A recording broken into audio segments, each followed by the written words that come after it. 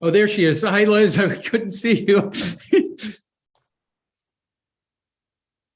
There she is. She's saying I'm live.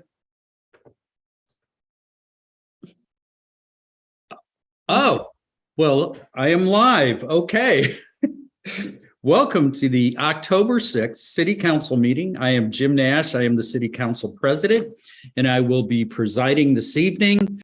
Before we begin, I want to let everyone know that this meeting and all participating on Zoom will be audio and video recorded. I now call the City Council to order. Laura, can you please call the roll?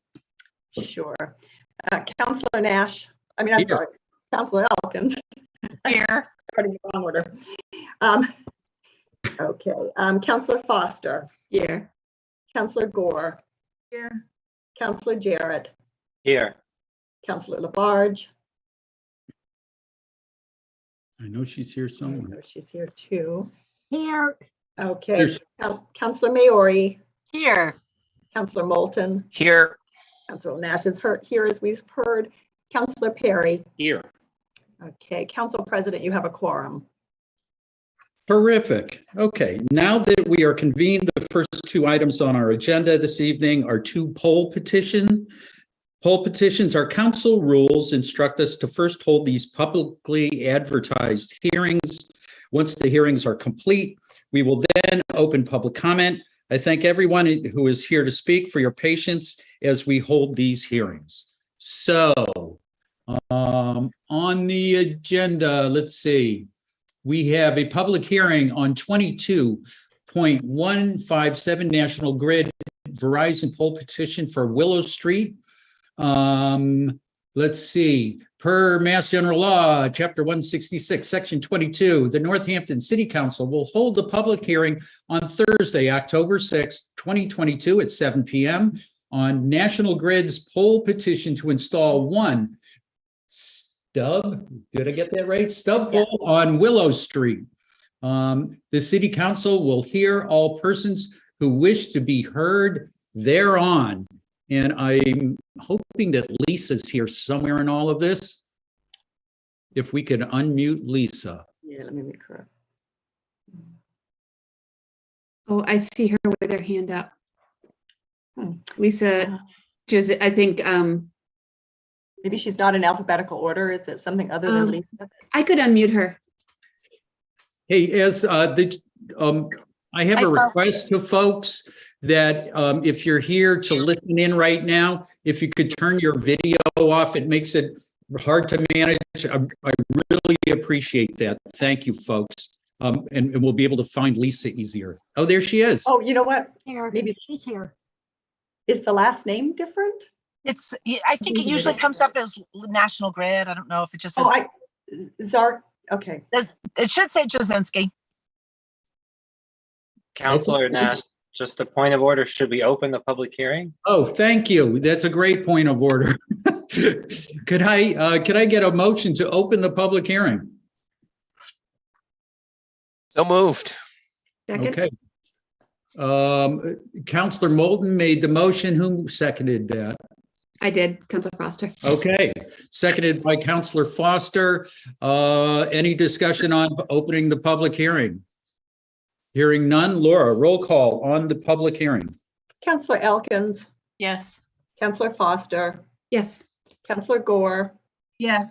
Councilor Jarrett, Yes. Councilor Labarge, Yes. Councilor Maori, Yes. Councilor Moulton, Yes. Councilor Nash, Yes. and Councilor Perry. Yes. Okay, the public hearing is now open. Thank you, Councilor Jarrett.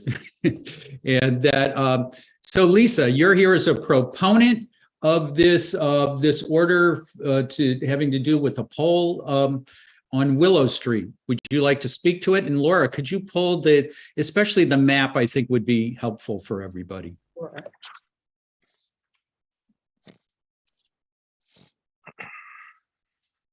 Let me know when you're ready. Will that show up on the screen, Jim? Yeah. Yeah, or I think Laura will pull this off. There we go. All right, so We have a map and we have some dots on here. Lisa, could you explain what these are? I can. It's the very end of Willow Street. It's where it kind of comes to a dead end. It's just past where it meets Bliss on the far end of the roads. And there's a tree guy. It used to be an old way of guying line construction. We try to avoid it these days, but back in the days, that's what they did quite a bit. And right now that tree guy is stuck to what's remaining of a tree's trunk, and that's going to be removed. So we're going to put a pole and a down guy in its place to support the wires across the street because of the curve. I did speak with the person who lived there, and they were fine with the placement, and I think it was going to be happy to have the rest of that gone at some point. The tree, that is. Okay. So Lisa is a proponent. Is there anybody here who is a proponent or an opponent of this particular poll petition? Let's take a look through the screens here.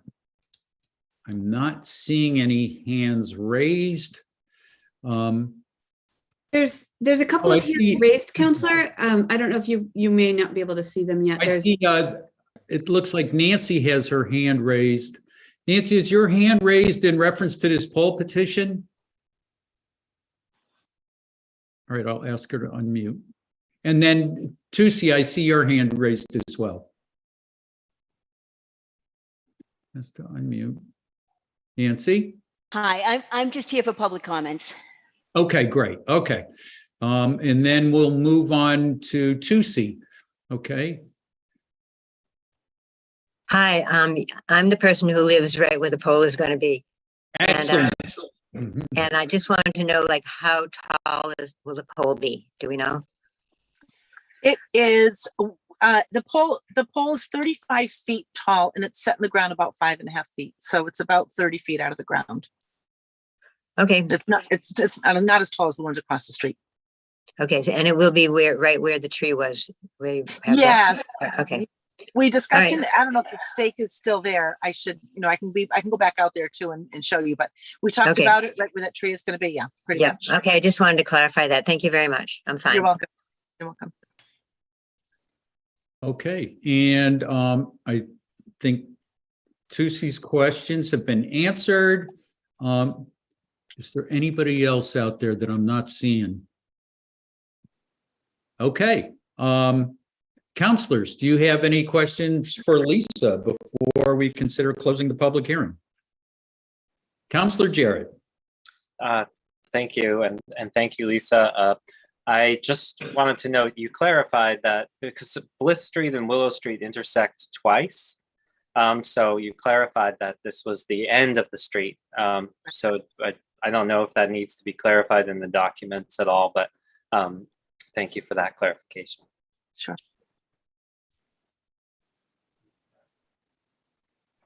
Okay. Counselors, I'm not seeing any more hands for discussion or questions. I'll accept a motion to close the public hearing. Close the public hearing. Motion made by Counselor Labarge, Second. seconded by Counselor Moulton. Any discussion on closing the public hearing? Hearing none. Laura, roll call, please.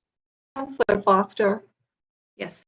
Counselor Gore, Yes. Counselor Jarrett, Yes. Counselor Labarge, Yes. Counselor Maori, Yes.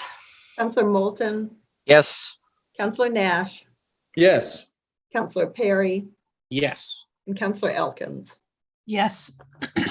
Okay, the item related to that poll petition, 22.157, is to be found in our consent agenda, and it is up for approval tonight. And we'll move on to the next item here. Public hearing on 22.152 National Grid poll petition to relocate one pole and remove another on Holly Street. Per Mass General Law, the Northampton City Council will hold a public hearing on Thursday, October 6th, 2022 at 7:15 p.m. We got 4 minutes. So we have 4 minutes till we can start this public hearing. And I am going to do a quick, no, I'm not going to take things out of order. Well, then maybe you should do a soft shoe or something. Yeah, I'll do a soft Not shoe. the same So thing, anyway, right? so counselors, feel free to take a break until 7:15. Okay. Thank you.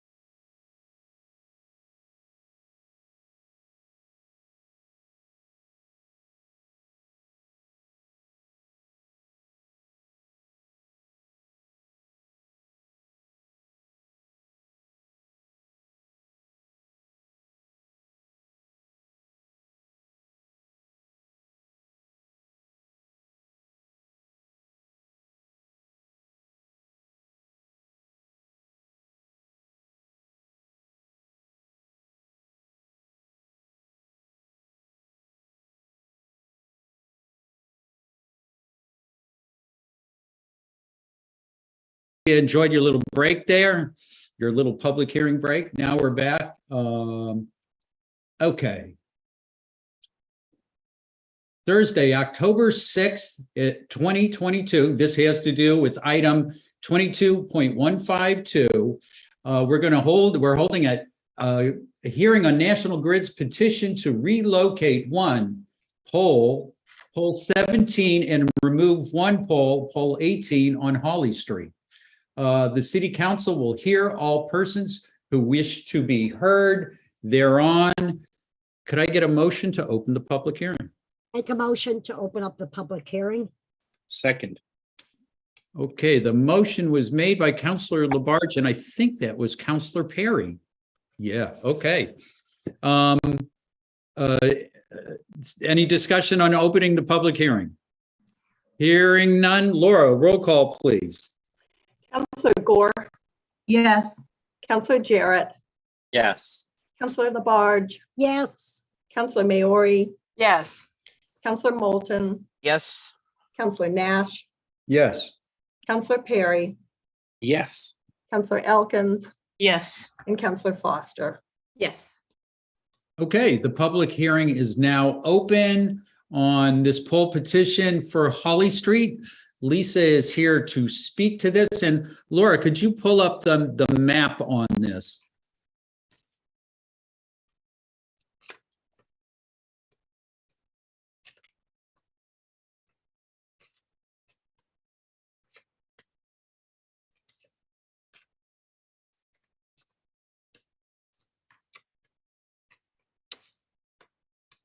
Okay.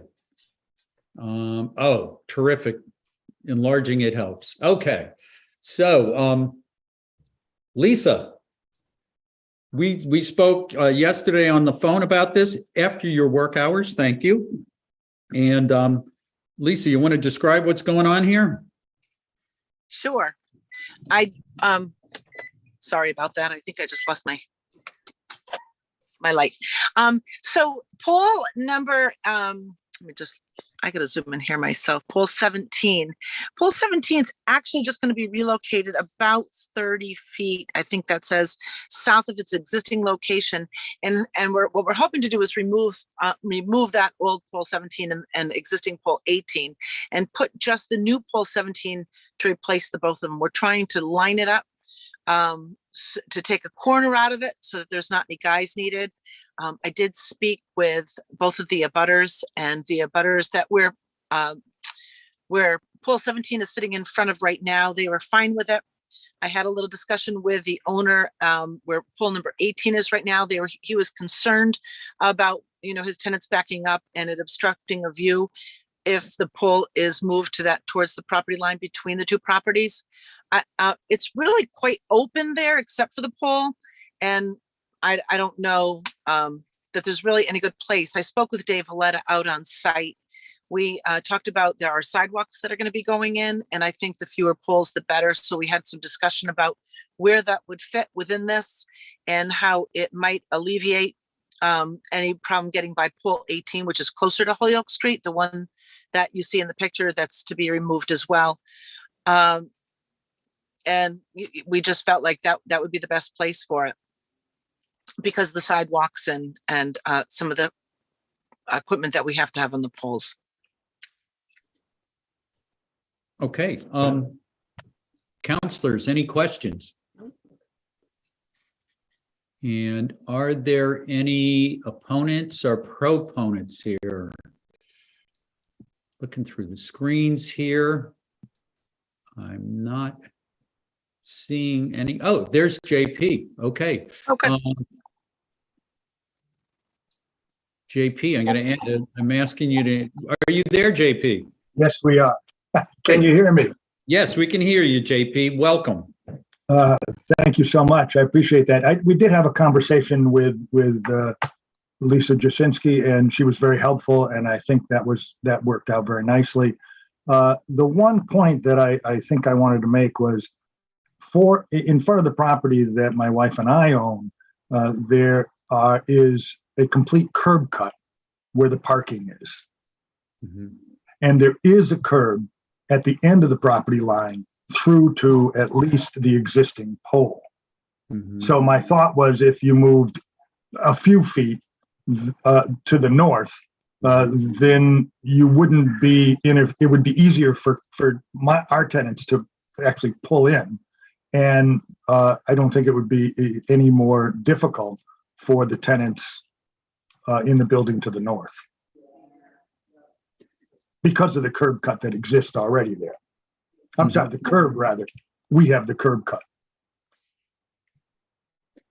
So the request was that if it could be moved a few feet to the north. So JP's request is to move it a few feet to the north. Is that possible? It's in the public right of way, correct, Lisa? Yeah, it's supposed to be in the public right away. I think that all I would like to do is say that I'll meet with Dave Valletta out there, and if that's possible, we will consider that. I think that it was tight in the area. He wanted to have it in a way where it didn't obstruct the sidewalk, but also there's a gas line that we have to contend with. So we can do our best to try and move it a couple feet, but I would meet with Dave Valletta out there to make that decision. And usually, we have the ability without a petition to shift it.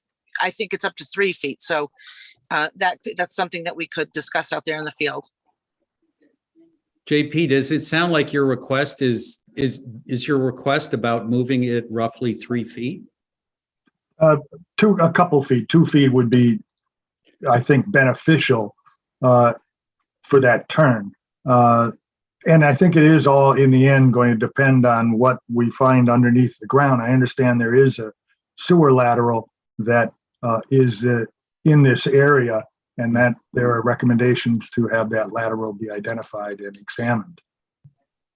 So Okay. I think we'll all be dependent on that in the end. So it sounds like the request that JP is making of moving it roughly 2 feet, depending on what's under the ground. Correct. Within the parameters that we're going to be approving tonight, correct, Lisa?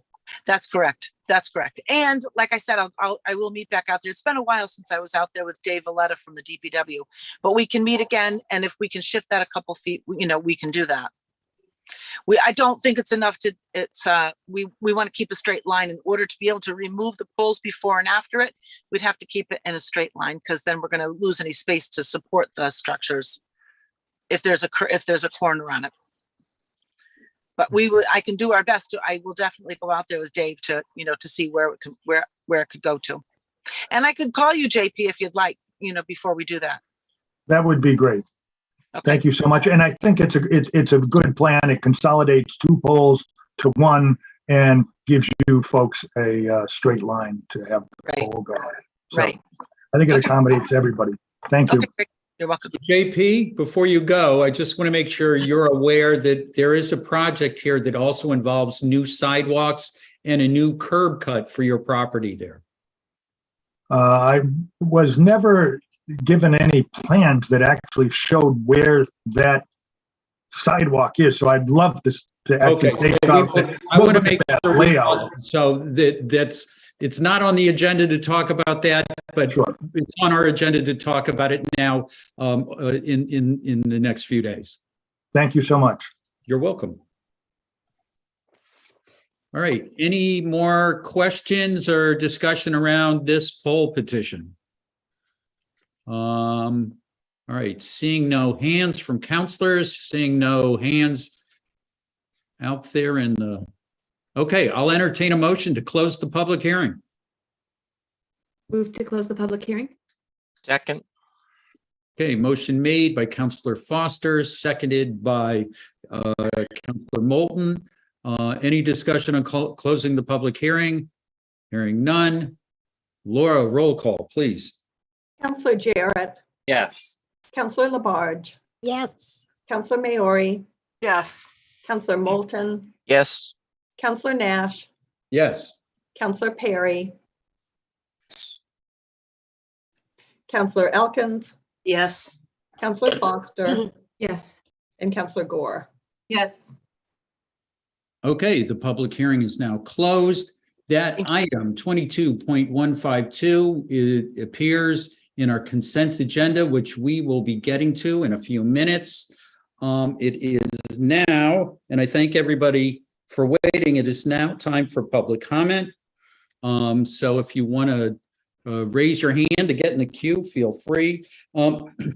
If you wish to make a public comment, please use the raise hand feature.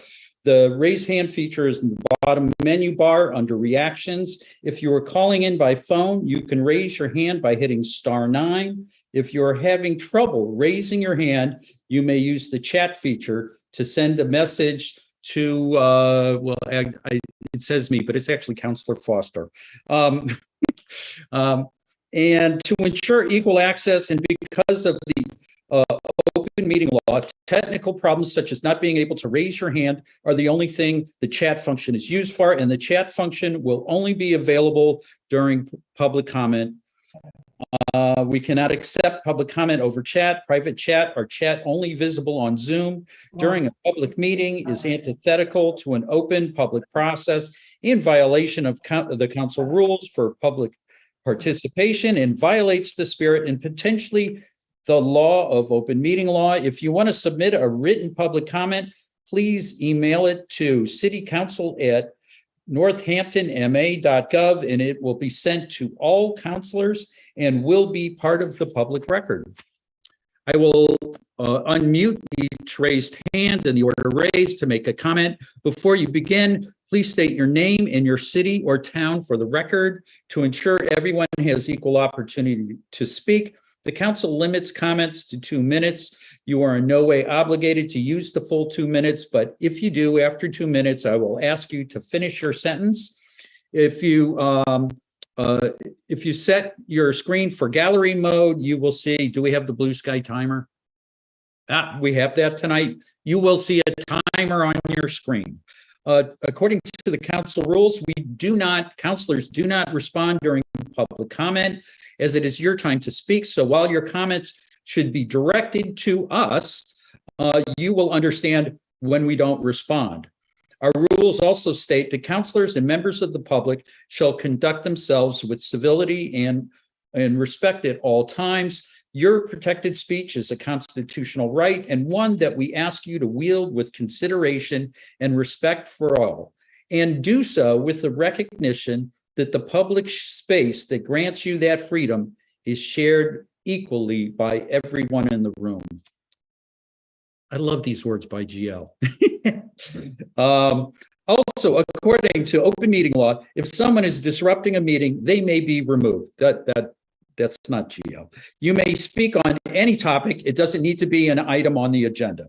I ask that all but the council turn off your video until called upon. Only the person recognized has the floor, and all comments are to be directed to the council. This meeting can also be watched on channel 15 or by streaming on Northampton Open Media's YouTube and other platforms. Okay. Nancy is at the top of the queue, and do we got our timer ready to go? Nancy, you have the floor. Nancy Smith, Chapel Street. While disappointed by the recommendation to rezone 31 Chapel to the treeless wasteland that is PV zoning, I was heartened by the commitment to not approve any further rezone of the block and by the concerns expressed regarding the dangers of PV zoning, including absolutely no guarantee that a marijuana processing plant or worse wouldn't be built there. It is time for a long overdue discussion and action on zoning ordinance changes intended to help provide more affordable housing, but in truth have only been abused for huge profit by developers leveling already affordable homes and tree cover to build luxury homes and high-end condos. One need only look to the devastating effects at 107 William Street and 39 Landy Ave to see repairing these zoning ordinances must become a priority now. The builder profit motivation inherent in those changes and at the very heart of PV zoning paints a big red profit bullseye on already affordable homes and neighborhoods, only exacerbating the housing crisis, not helping it. I get the city wants to generate more tax dollars, but let's not forget a serious population drop is imminent. Just as boomers retiring is causing a massive labor shortage, so does a massive glut of empty high-end mini condos loom on the horizon, crashing our bond rating. People in Florence are already packing to move from rentals they called home for a decade or more. The reasons may not all be the same, but gentrification is real in Northampton. I urge our new planning director and city council to step away from profit-focused plans and ordinances of the past toward a future where we work together to grow our city while protecting our middle and lower income homes, neighborhoods, people, and life-sustaining tree cover. Profit will still be there, but it can no longer be seen as the all-consuming answer to everything. It is simply not the answer we need. And PV zoning should be done away with.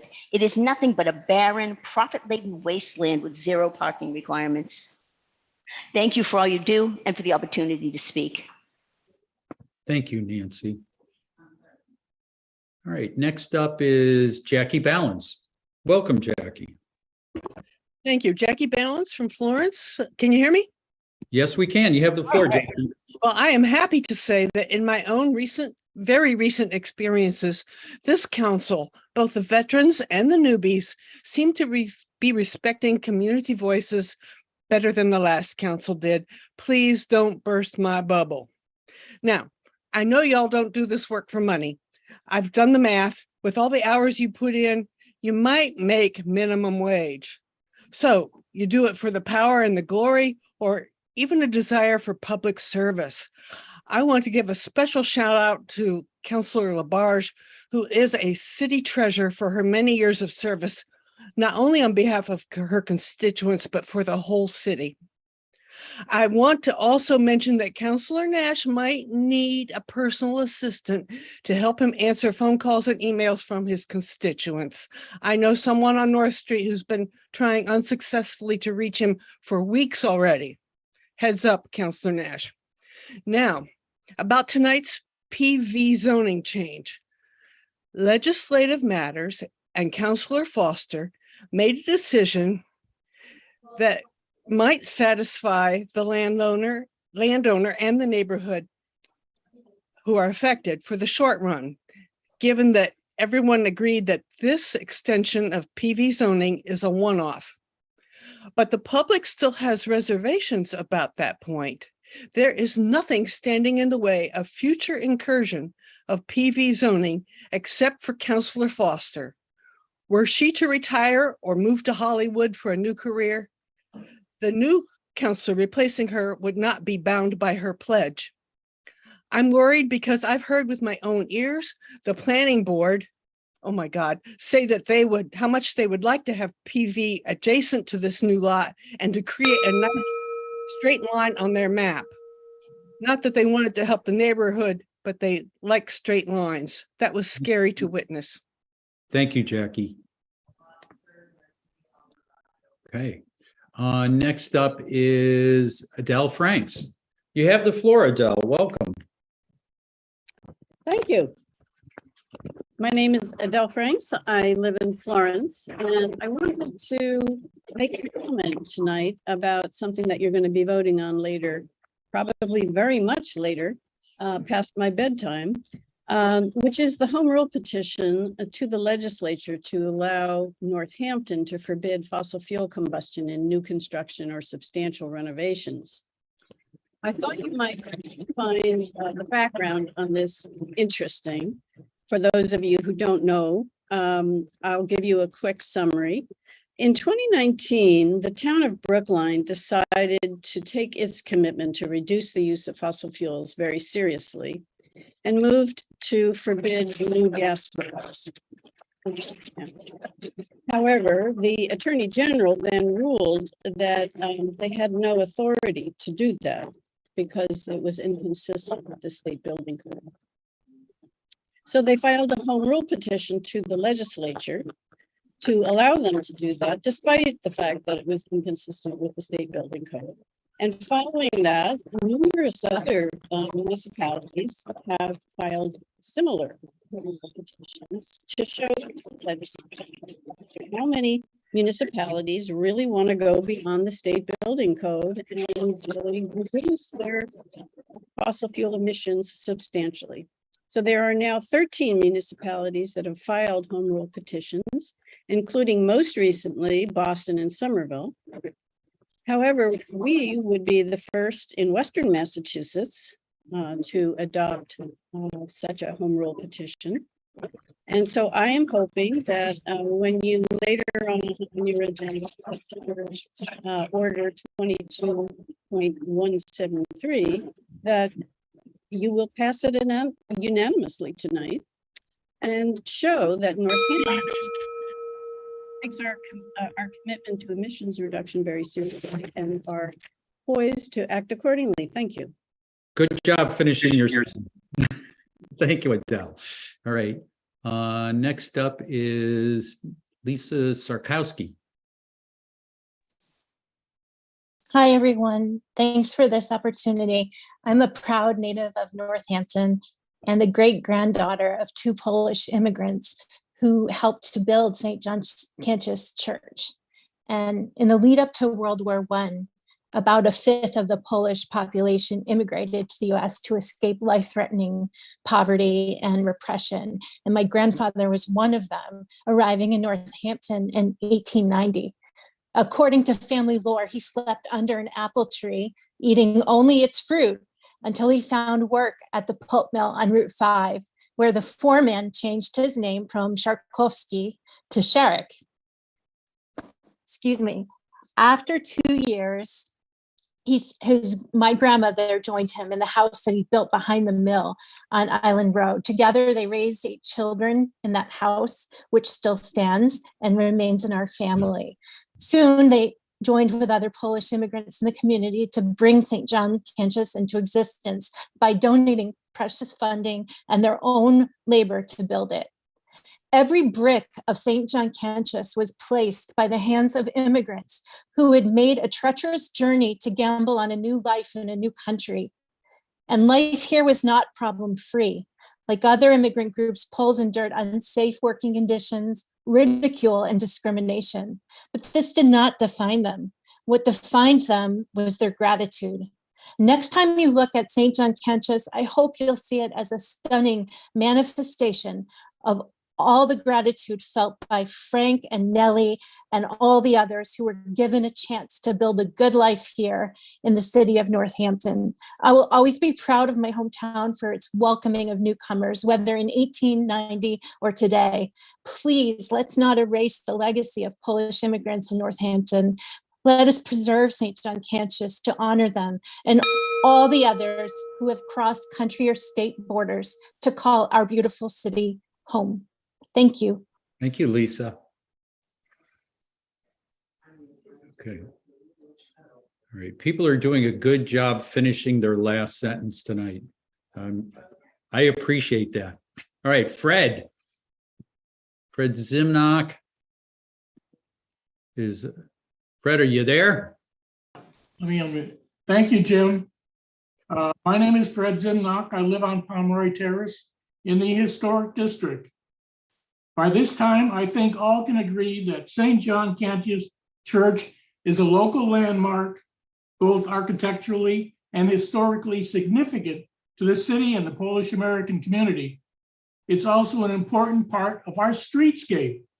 The Friends of St. John Cantius also determined that the building is structurally sound.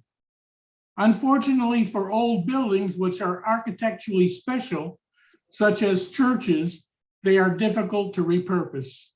The fact is, it is difficult, is supported by semi-successful and failed projects in Northampton, such as the Sewer Baptist Church. The goal is to preserve the historic appearance of the building while being confident that with this building plan or a building plan, it will operate in a financially successful manner for many years.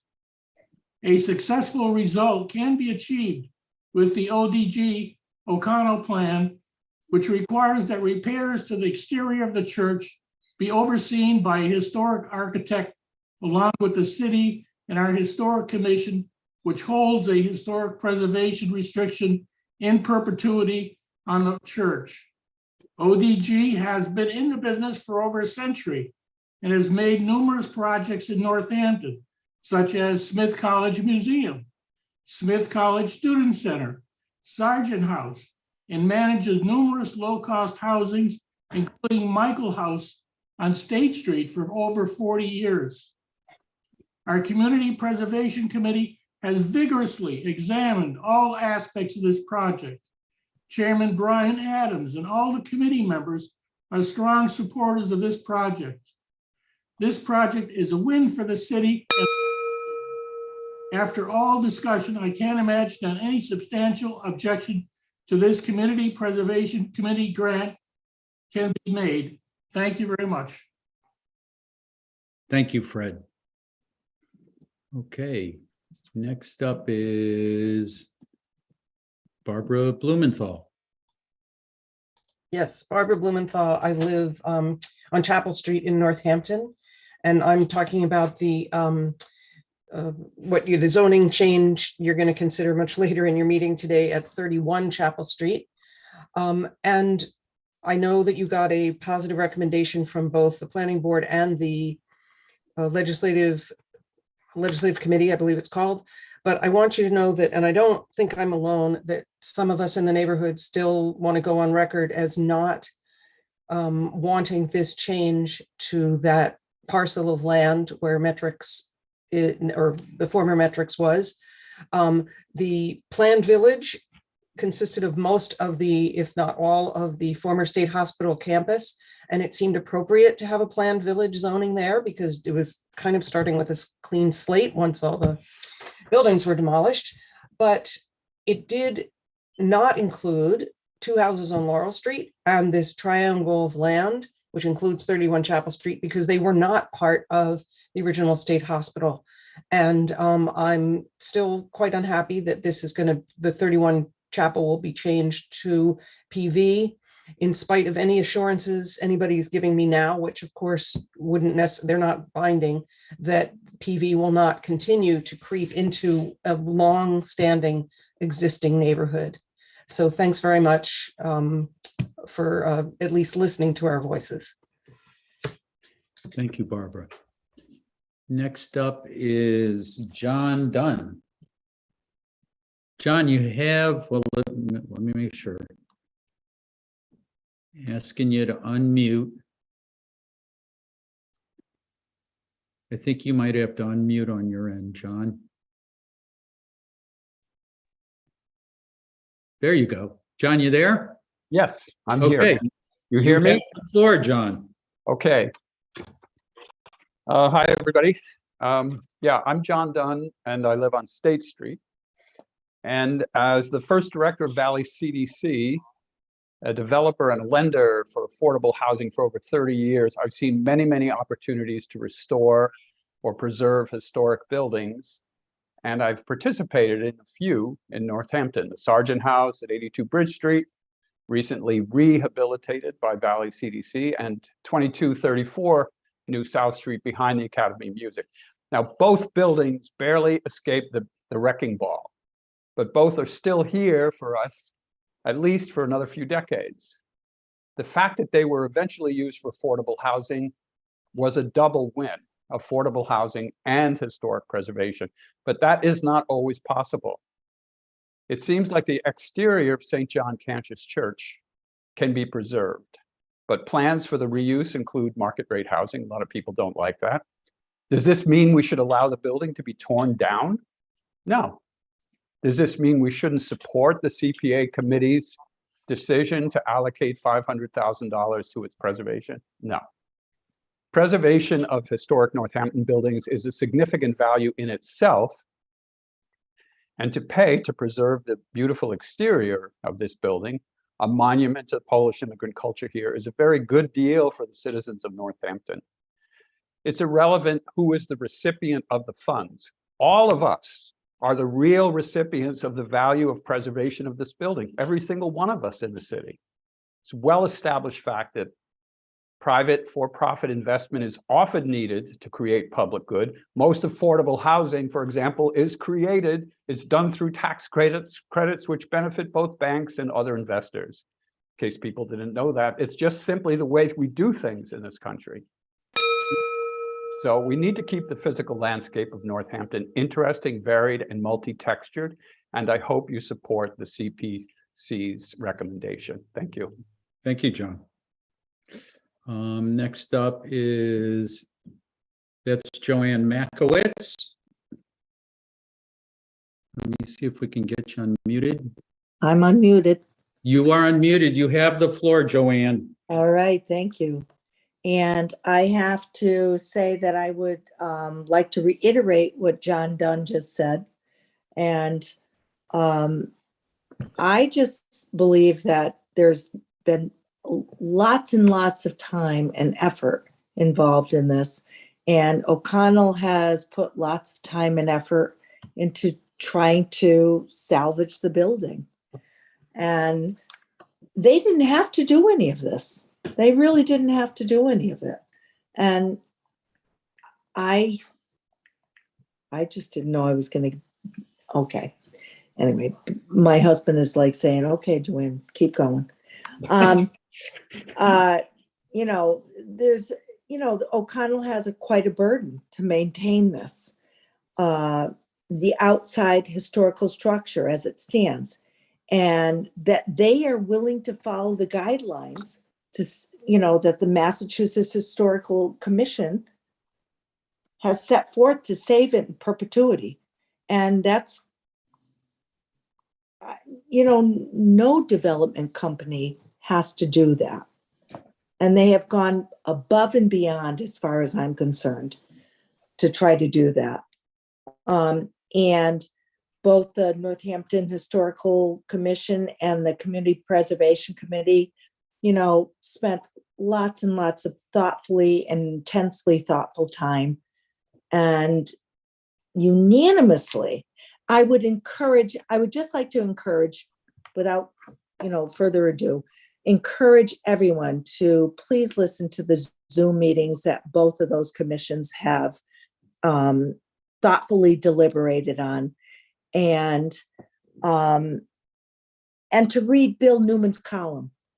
It says it all. Thank you so much. Thank you, Joanne. All right, next up is Brian. Brian, can you unmute? I can, thank you. My And name is also, Brian. so go ahead, name and address, and what city or town, thanks. My name is Brian Adams. I live on 9 Haywood Road in Florence, and I am the chair of the Community Preservation Committee. I would like to reiterate.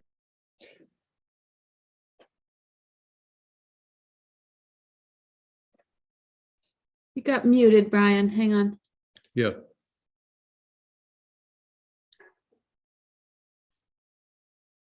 Here we go. Sorry. That Start was it over. my fault. Yeah.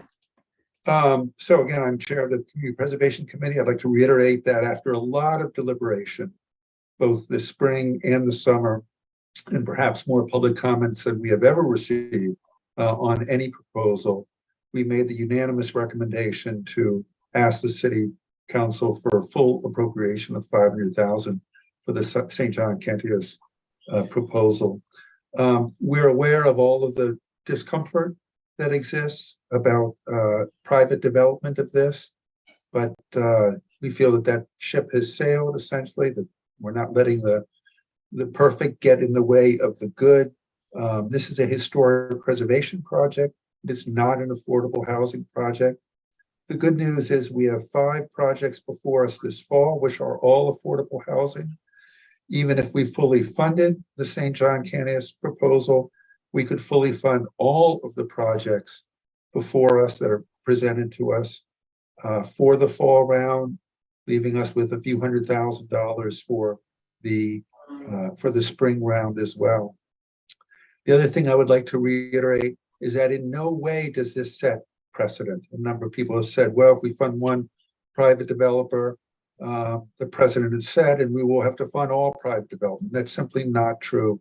We take every proposal on a case-by-case basis and do our due deliberation on each of those.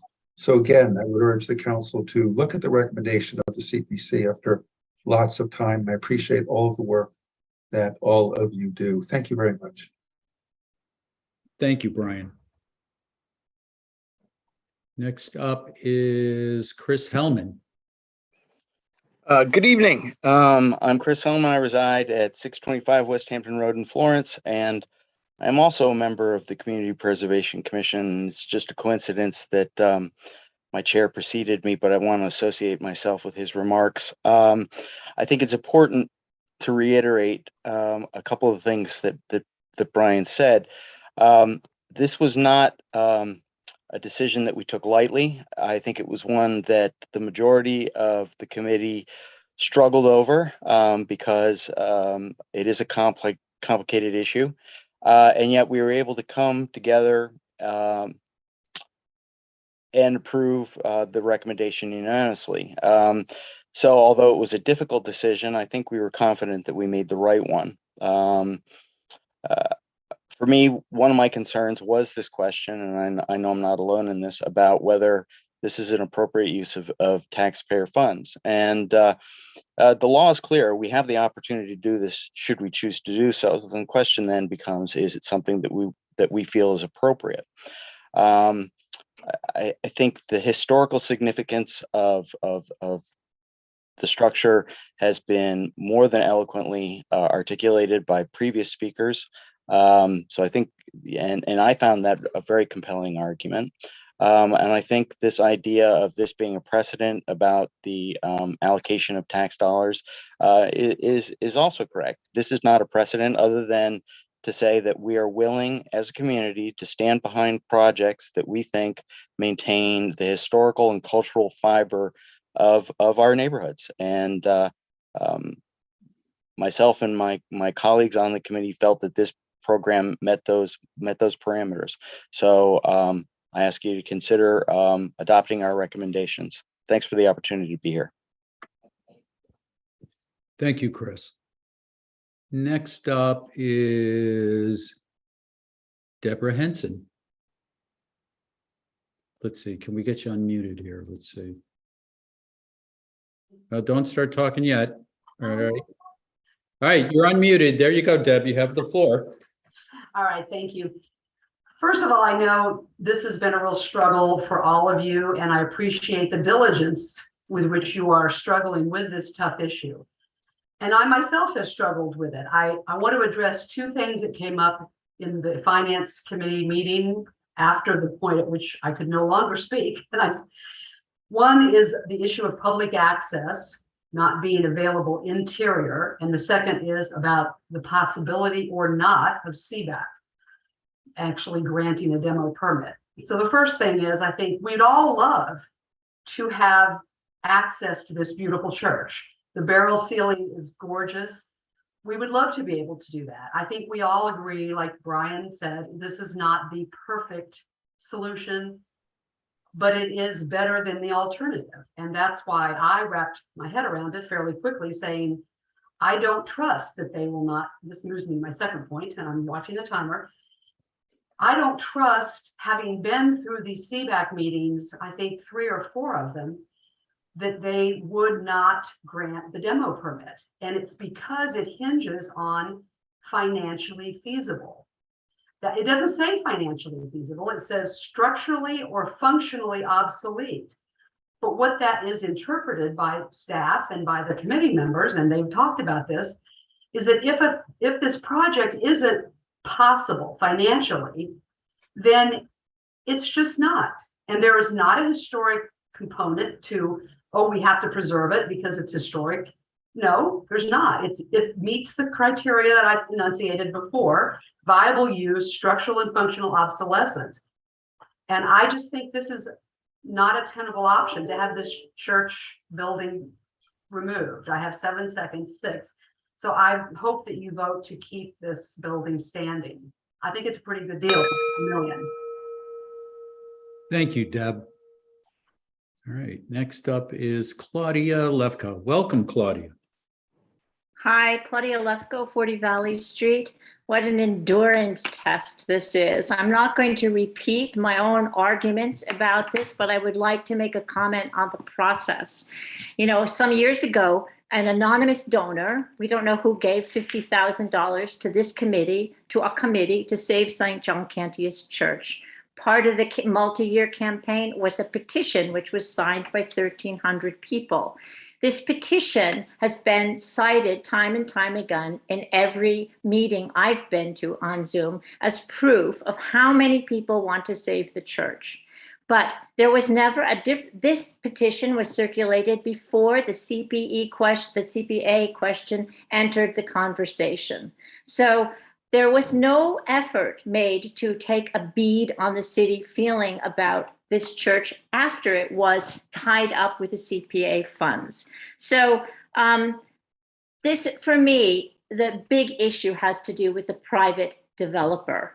This money is a particularly precious pot of money. It's money that taxpayers in Northampton voted our own selves to pay extra. This is not something that government insists on. So the fact that this money is going to be given to a private developer for profit seems like a very dangerous precedent. And one can say it's not going to be a precedent, but we know, like zoning, it creeps along and one thing leads to another. And I just think it's terrible. It's a terrible thing if you vote to do it. So I'm once again urging you to vote against the money. The church, the issue of the church, that is O'Connell's problem. They could solve it. They're a business. They have capacity. So that's my comment. Please vote against this. Thank you. And then wait, and then so Mac, okay, very good. So I'm done. We're done. Thank you. Okay. Thank you, Claudia. Okay, next up is Garrett Stover. Garrett, are you there? Did I mute you accidentally? Try it now. Okay, there we go. There you go. Thanks very much. I'm Garrett Stover. I live at 55 Fairview Avenue. As I think I mentioned at a previous meeting, I'm sitting in an historic building where I have my office. And I'm really proud that the city saved Old School. Again, they didn't have to. And that went to a private developer. The point I want to make is the angst about giving money to a profit-making enterprise is it's kind of emblematic. I think if you look at the numbers, if you've been reading the newspaper about all the public building projects that are now facing 10, 20, 30, 40% hikes in their construction costs, O'Connell is faced with the same thing. But I think it's good evidence of their good faith that they have not come back to the city and asked for more money. The project has become less and less financially rewarding for them. I think when they made the request, originally it was a break even for them. So please honor Polish Heritage Month. There was a very moving comment earlier on. This is, as Councilor Nash has pointed out, it's an investment for perpetuity. Please approve this. Thank you. Thank you, Garrett. Next up is Mark Moggio. Hi Mark, there. you have the floor. Hi there. I just want to reiterate everybody else's comments about, I was torn about the money going to a private developer, but in the big picture, I don't think this is a slippery slope. We can obviously see how much time is going into how much effort's going into all these meetings to go over it with the finance committee and all these different committees. So if something else comes up like this, like a private thing that wants money, it's obviously going to go through a process like we're doing this now. It's going to go through its process. So I don't think it's a slippery slope. And I am now 100% in favor of giving the CPA money to this project. And keep in mind that O'Connell is going to be maintaining this as apartments, not high-end apartments. They aren't affordable apartments as it's described, but they're middle of the road apartments. And they will be paying taxes on this building. So they will be giving back to the city in the long term. And frankly, with the cost of things nowadays, $500,000, I hate to say it's not a lot of money, but you look at how much money they're going to end up spending on this building, and it's a very small percentage of that amount, that total amount of money. So I just want to give a positive to the CPA funding. Thank you. Thank you, Mark. Next up is JP. JP joined us again. JP, you have the floor. Thank you. I'll be there in a second, just trying to get the video going here. I just wanted to lend my voice to those who believe that Northampton and its skyline, its historic culture is worth the funds. And these funds purchase, I believe, come with an historic preservation restriction. So that's really what you're buying, is the future of Northampton. My family has lived in the neighborhood, all the members for the last 100 years. I think that this project receives broad public support, and that I, in fact, had very strongly supported the CPA measures when they were first brought before the public. And I think it's because the public recognizes this is for all the uses for the CPA, and the skyline and architectural integrity of Northampton now, 20 years from now, 100 years from now, is worth preserving. Thank you, Jay. Next up is Elaine Gendu. You have the floor, Elaine. Hi, my name is Elaine Gendu, and I live in Northampton. And I support CPA funding because I just think it's keeping Northampton with its historic features, its architectural. It's just, I just can't imagine taking this grand building down. Also, the fact that the CPC and the Historic Commission unanimously voted to preserve it after all of their hard work, long time of deliberating, and I'm very impressed with them.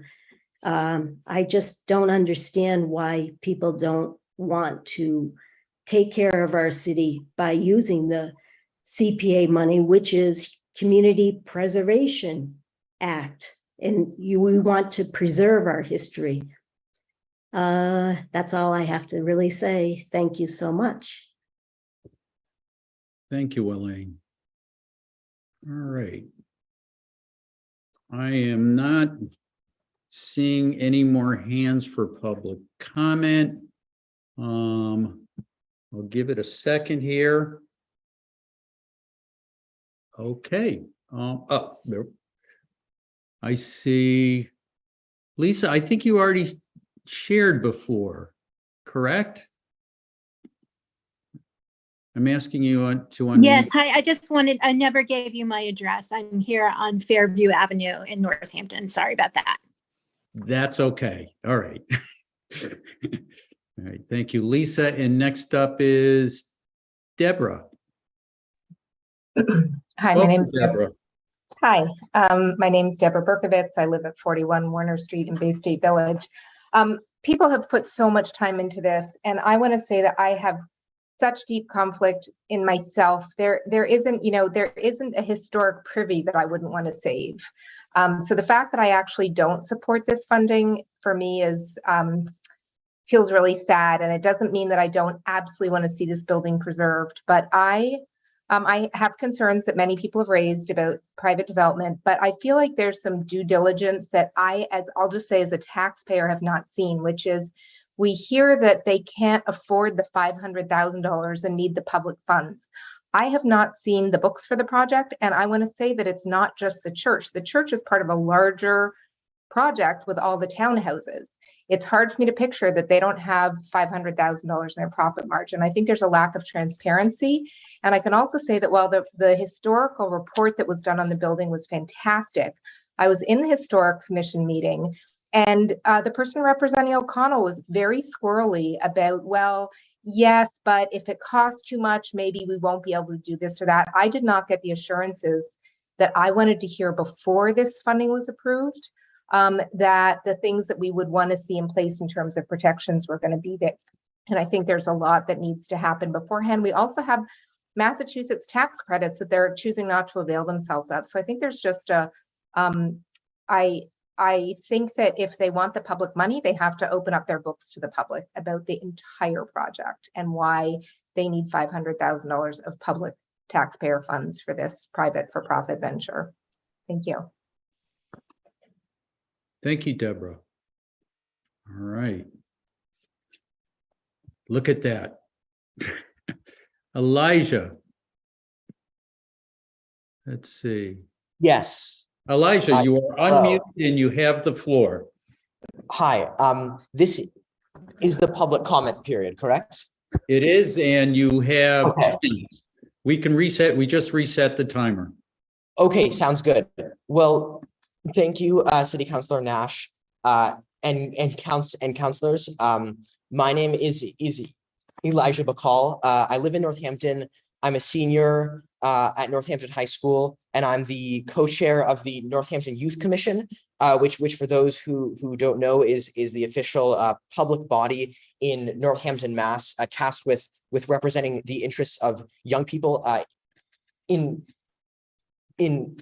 city government. We actually have a meeting going on right now. I'm sitting in City Hall, right outside the hearing room at City Hall.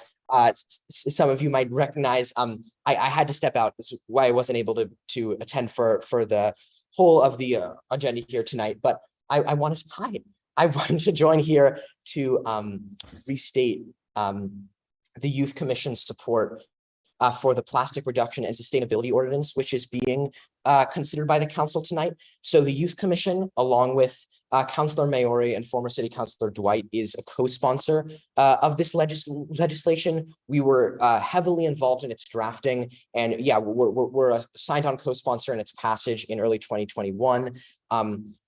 There were 2 delays, implementation delays that have gone through since that point, which we completely understand the reason for and expressed as much in a statement that we voted on, in making it clear that we were not opposed to this delay due to the uncertainty brought on for local small businesses by COVID, inflation, a volatile labor market, and other challenges. But I'm speaking today to indicate that the Youth Commission supports the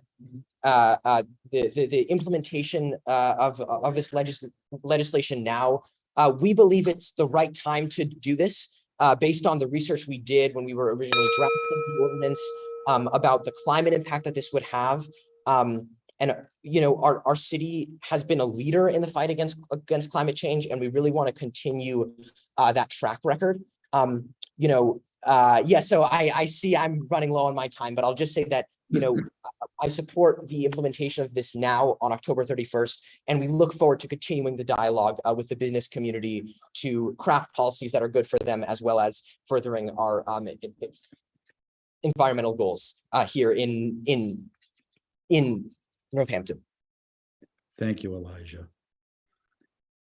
And thank you to the Youth Commission. Okay. Going once, going twice. Any more hands for public comment?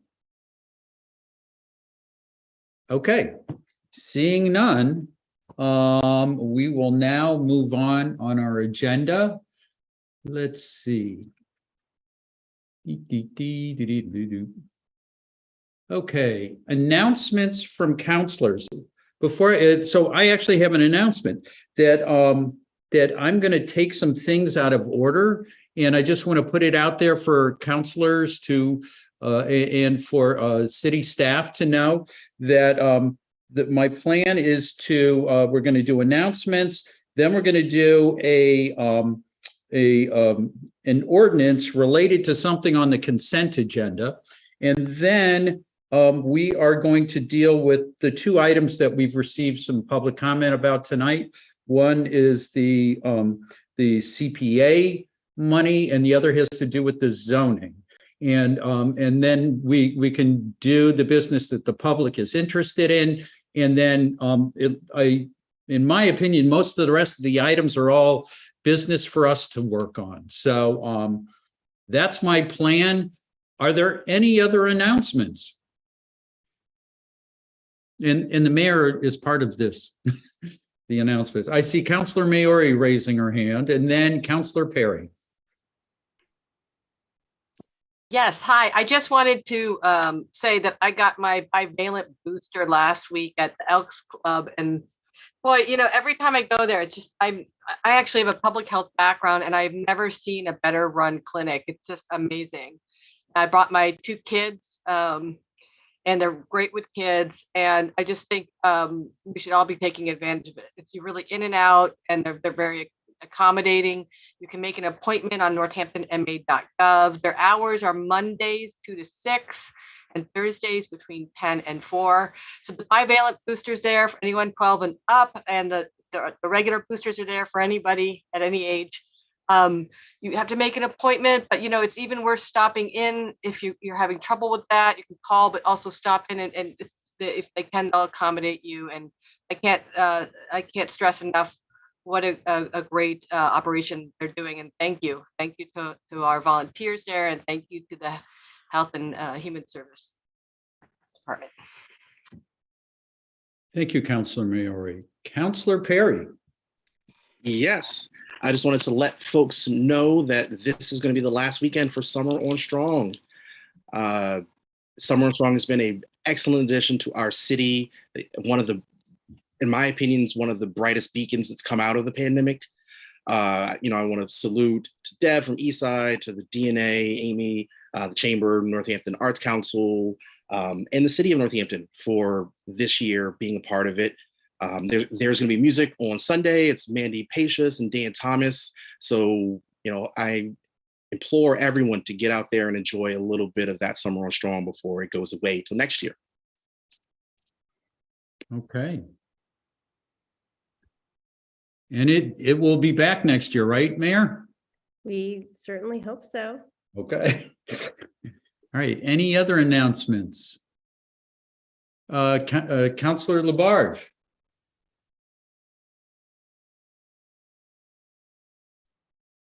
There, I got it. I just want to announce starting on Saturday, the 8th, the 9th, and the 10th is the Northampton's Paradise Art Festival down at the 3 County Fair. I usually go to that every year. It's fantastic down there. So if anybody is available, go down. It is worth it. Thank you, Counselor. All right. Any other announcements? I see the mayor has an announcement. Yeah, if counselors are done, I do have a couple announcements. Good evening, counselors. I want to announce, so October 19th is the 20th Nef Spelling Bee. This is a fabulous event. Doors open at 5 p.m. Spelling starts at 6 p.m. There's food available for purchase at the Le Bistro, provided by Cooper's Corners, and ice cream from Harold's and baked goods. NEF is looking for teams. Now, some counselors can attest to the fact that that it is a very fun time, and that all the money raised by this event helps support NEF, fulfill its mission to support and strengthen our public schools here in Northampton. It is a great time. I encourage folks to start teams. I know that they really need some more teams. They're also looking for more sponsors, but it's a really fun event. It's all in good fun. I'm not sure any team I've been a part of has ever made it out of the first round, but that doesn't matter. It is, it's all meant to support our schools and have a good time. So I encourage everyone to get involved, go to NEF, sign up for a team, and please join us on October 19th for a fabulous evening. My other announcement is that I've heard that there's interest in discussing the stormwater utility fee, particularly in the Finance Committee. And I know Councilor Labarge has a real interest in this, so I just want to give a quick update on this. This is something that we've been working on, and at my request, Director Lascalia engaged the engineering firm Ty and Bond to undertake a review of our utility fee structure. Ty and Bond has done a lot of work with Massachusetts municipalities around stormwater, and they are very well suited to understand our regulatory requirements for stormwater and the funding that's necessary to support compliance for those requirements. So They will be able to comment on our existing rate structure as it compares to other communities, and then make recommendations around supporting and maintaining an equitable fee structure that, that again, will support compliance for us. So we are waiting for that review. When it's complete and we've reviewed and analyzed it, we will absolutely discuss it with the council. So I just wanted to give that update because I know that there's been conversation around that, and I want to keep you all in the loop. So those are my 2 announcements. Thank you, Mayor. Councilor Perry's got another announcement. Yes, I almost forgot that the deadline for requesting or putting in proposals for ARPA funding is coming up October 14th. This is open to individuals, nonprofits, and groups. I've had the pleasure of hearing some proposals that people are putting forth, and I'm really excited. So, spread the word, make sure that you get it in there. 2 applications, one for things under $10,000 and one for things over $10,000. So, get out there and get this money. Thank you, Counselor. Okay. All right. I have 2 announcements. If there's anybody else have anything? Okay. First of all, I took a tour of the Children's Advocacy Center today, and it was impressive. It was comfy, and it was sobering. And it's an experience that that they have offered to counselors. They'll provide a tour, and they're happy to speak with any of us. And also anybody in the community, if you're interested in having a tour of their facility, that you can just Google them, Children's Advocacy Center of Hampshire County.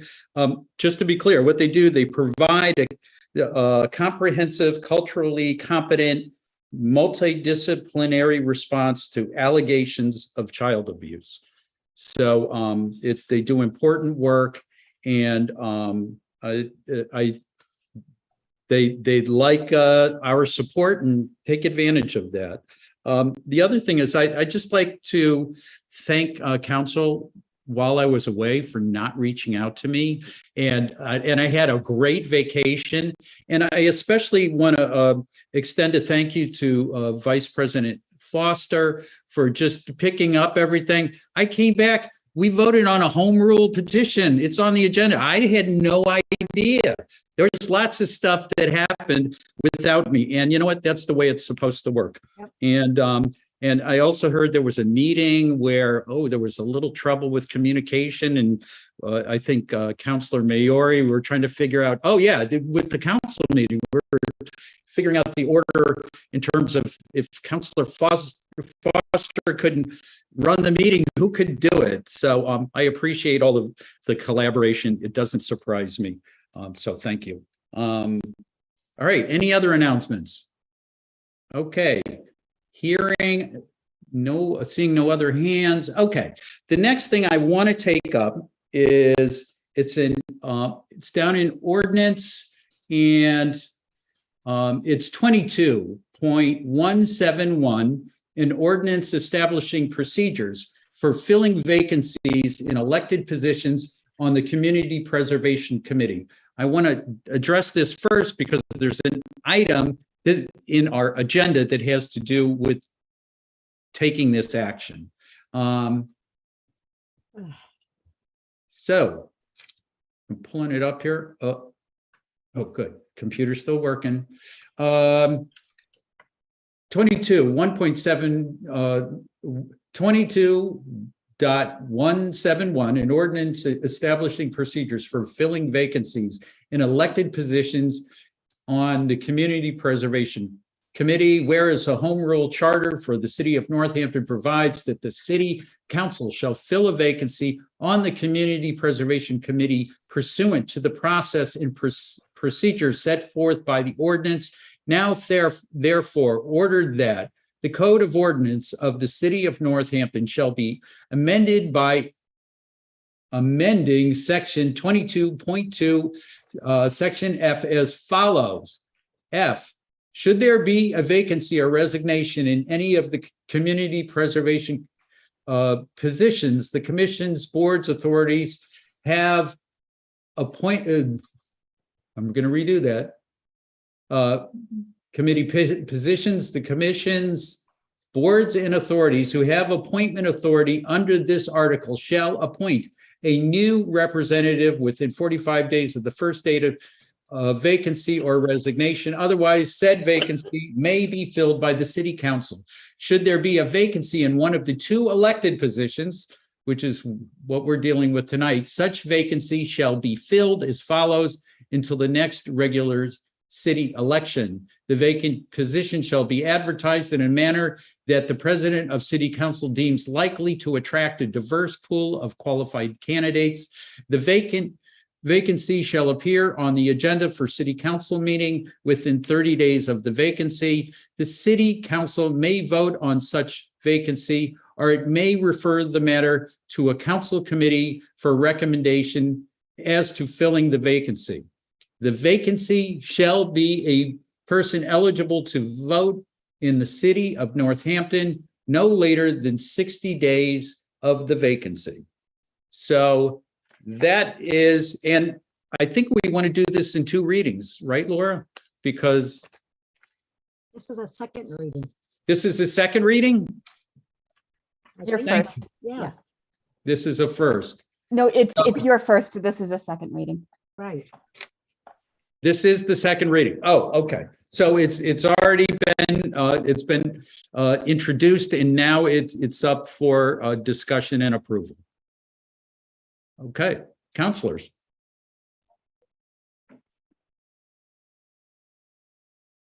And I will entertain a motion to approve as well. Move to approve. Okay, Counselor Labarge has made the motion. Do I have a second? Second. Seconded by Counselor Moulton. Okay. Any discussion on this? Okay. Hearing none. Oh, I have a hand up, Councilor Nash. Oh, I'm sorry. Okay, it must be very small. Just a very brief discussion. I just wanted to thank Laura and Attorney Seawald. They put an awful lot of work into understanding the intricacies of how to fill this vacancy and put together an ordinance that would direct us in filling it, but that wasn't, that was a little bit open-ended to allow for space. There's the City Council Select Committee on Studying I'm barriers. drawing a blank. City Council Select, thank you, studying barriers to service. And that we intentionally wrote an ordinance that is slightly open-ended so that in the future we can incorporate any recommendations that may come out of that committee. But Laura and Attorney Seawald put an awful lot of work into this, and I appreciate that.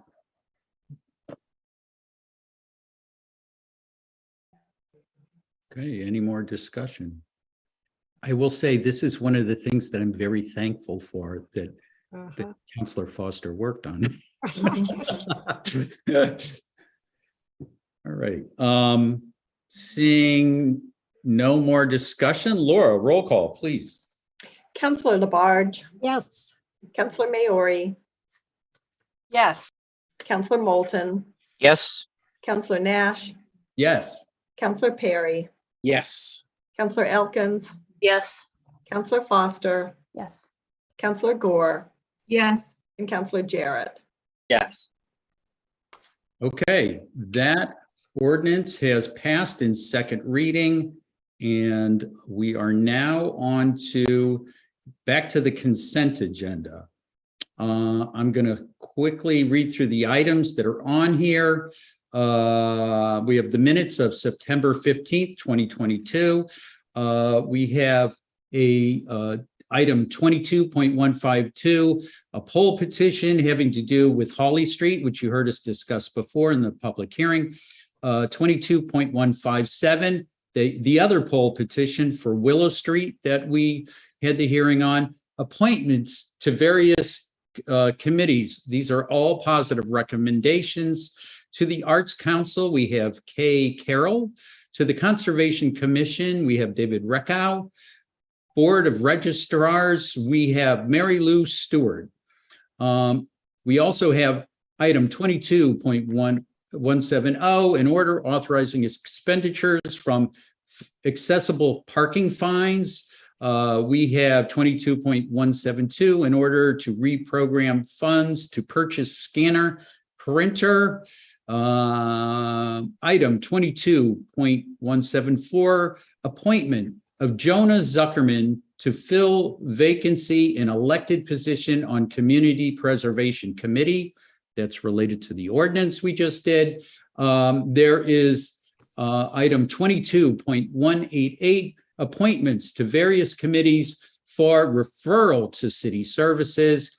We have John Omasta for the Agricultural Commission and Alonia, I'm sorry, I'm screwing this up, Skripka to the Arts Council.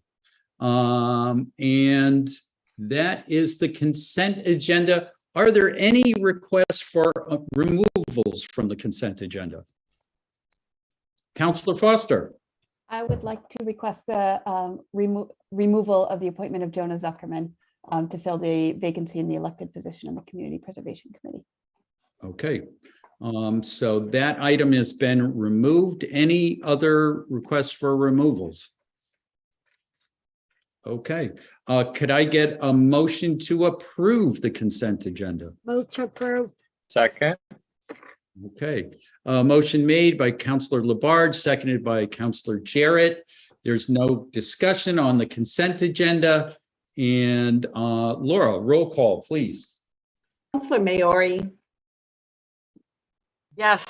Counselor Moulton, Yes. Counselor Nash, Yes. Counselor Perry, Yes. Counselor Elkins, Yes. Counselor Foster, Yes. Counselor Gore, Yes. Counselor Jarrett, Yes. and Counselor Labarge. Yes. Okay, the consent agenda has been passed. We have an item that was removed. Let me find it. It's 22.174, appointment of Jonah Zuckerman to fill vacancy in elected position on Community Preservation Committee. Councillor Foster. Yeah, I removed the item just for a quick introduction. Members of the city services heard this, but I just wanted to take a moment. Jonah Zuckerman couldn't be at the meeting tonight, but he was one of, we ended up with 3 applicants for the Community Preservation Committee. Jonah has a very broad background of being trained as an architect. He's very invested in open space, affordable housing, outdoor recreation, kind of many facets of what the CPC will be looking at. He's recently returned to school. He's studying social work. And, he's one question he's really interested in is, we had a good conversation, but he's really interested in the question of what is a public good and what isn't. And, he was really interested in kind of digging into the nuance of how public money is spent and how we consider applications. So I appreciate him applying. He had served on the Arts Council before, has been interested in serving since, and his phrase was that he's been looking for a while and how he could make a meaningful contribution to the city of Northampton by serving. That's, I appreciate his applying and his interest, and I think he'll be a wonderful addition to the committee. Thank you, Councillor Foster. Councillor Jarrett. Thank you, Counselor Foster. So I was curious actually about 2 things. One, I guess, would be for the council president, as if, although we just passed that ordinance, so maybe that wasn't the way we did things until now, but what was the process for seeking out applications? How did we cast a wide net to get applicants? And then the second was, what I was curious what the process was for determining which of the 3 was that in, I missed the city services meeting. So was that in the city services meeting, or was that done by one of the members? So I think I'll answer the first question. So in terms of the outreach, we posted it on the city website, that counselors shared the information with constituents, and that that's the way we put the word out.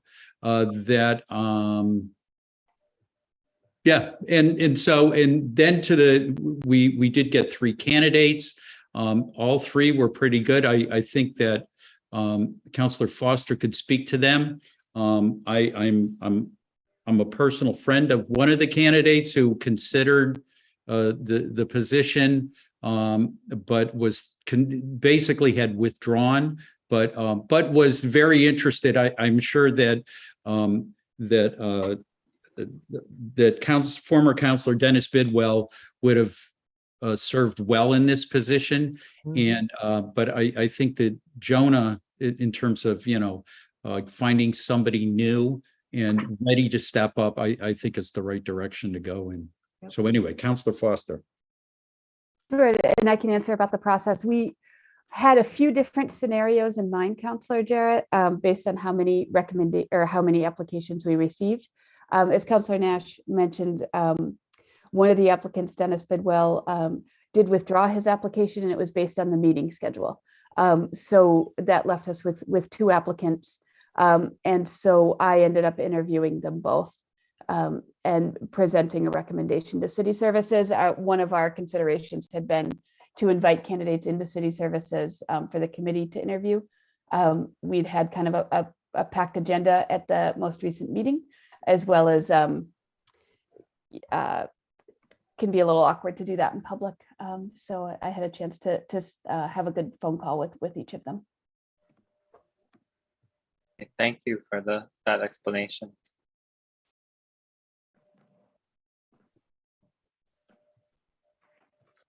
Any more discussion?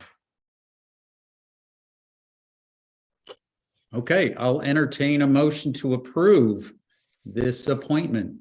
Move to approve. Second. Motion made by Councilor Labarge, seconded by Councilor Perry. Any further discussion? Okay, Laura, roll call, please. Councillor Moulton. Yes. Councillor Nash. Yes. Councillor Perry. Yes. Councillor Elkins. Yes. Councillor Foster. Yes. Councillor Gore. Yes. Councillor Jarrett. Yes. Councillor Labarge. Yes. And Councillor Maori. Yes. Okay, and a big thank you to Mr. Zuckerman for stepping up to fill this important role. Okay, next up on the agenda. Okay, I was taking things out of order. Where's my list? Okay, next up is 22.167. And it's the order related to CPA funds. Let's see, pull it up here.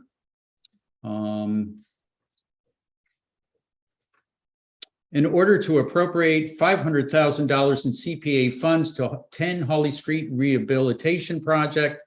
I am not going to read all of this.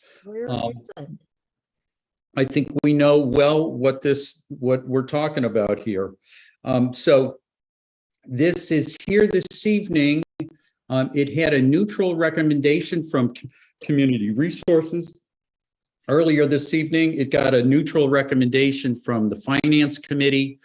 It has been sent to us with a unanimous support of the CPC, along with the Historic Preservation Committee. And so it's on the floor for discussion, councilors. And by the way, I have a whole speech if you want to hear it, but but I am the chair, or the pres, so here you go.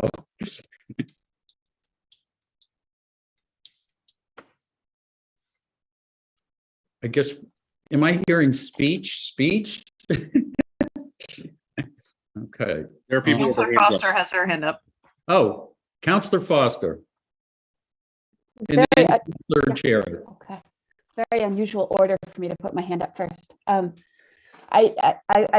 I'll kick things off. I've spent weeks, as I know everybody else has, really thinking about this and really parsing through the arguments and the I wish scenarios and the positives and the negatives. And for a very, very long time, I would say every couple hours as I would think about it, I would come up with a sort of a different direction that I plan to go with my vote tonight. It's been agonizing, might be too hyperbolic, but it's been a lot to think about. You know, I really hear the trust that the public puts in the city to spend their money well, a 3% surcharge on property taxes, you know, and to use that for its intended purpose. At the same time, the Historic Commission and the Community Preservation Commission have looked, you know, spent hours and hours very carefully and thoroughly looking into this proposal and this project. And I do feel that it's important to respect, or maybe not respect their work, but to take their recommendation under strong consideration. That feels important, as they've been really in the weeds on this for a long time. I have so many wishes for this property. I wish that the city's offer to purchase it to be a resilience hub had been accepted. It's really frustrating to me that it wasn't. It's disappointing, and I think that would have been a fantastic use for this property. And yet we can't make decisions based on I wishes. One thing that when I learned, I spoke with Chair Adams about this a handful of times. And something that helped me a little bit wrap my brain around this too was that the historic preservation restriction is actually going to reduce the church's property value, or O'Connell's property value here, by about $680,000, the assessed value of the property, because the historic restriction, you know, all of a sudden means that they can't do whatever they want. You know, another thing is we're looking now at 10 market rate apartments rather than 6 condos. So there is more housing. And I understand, I mean, I hear the significance of the church to the Polish community, you know, the significance of that, you know, to residents of our city. And so I don't intend to vote yes with grand enthusiasm, but I do intend, that's the direction that I do intend to vote tonight. And that's why.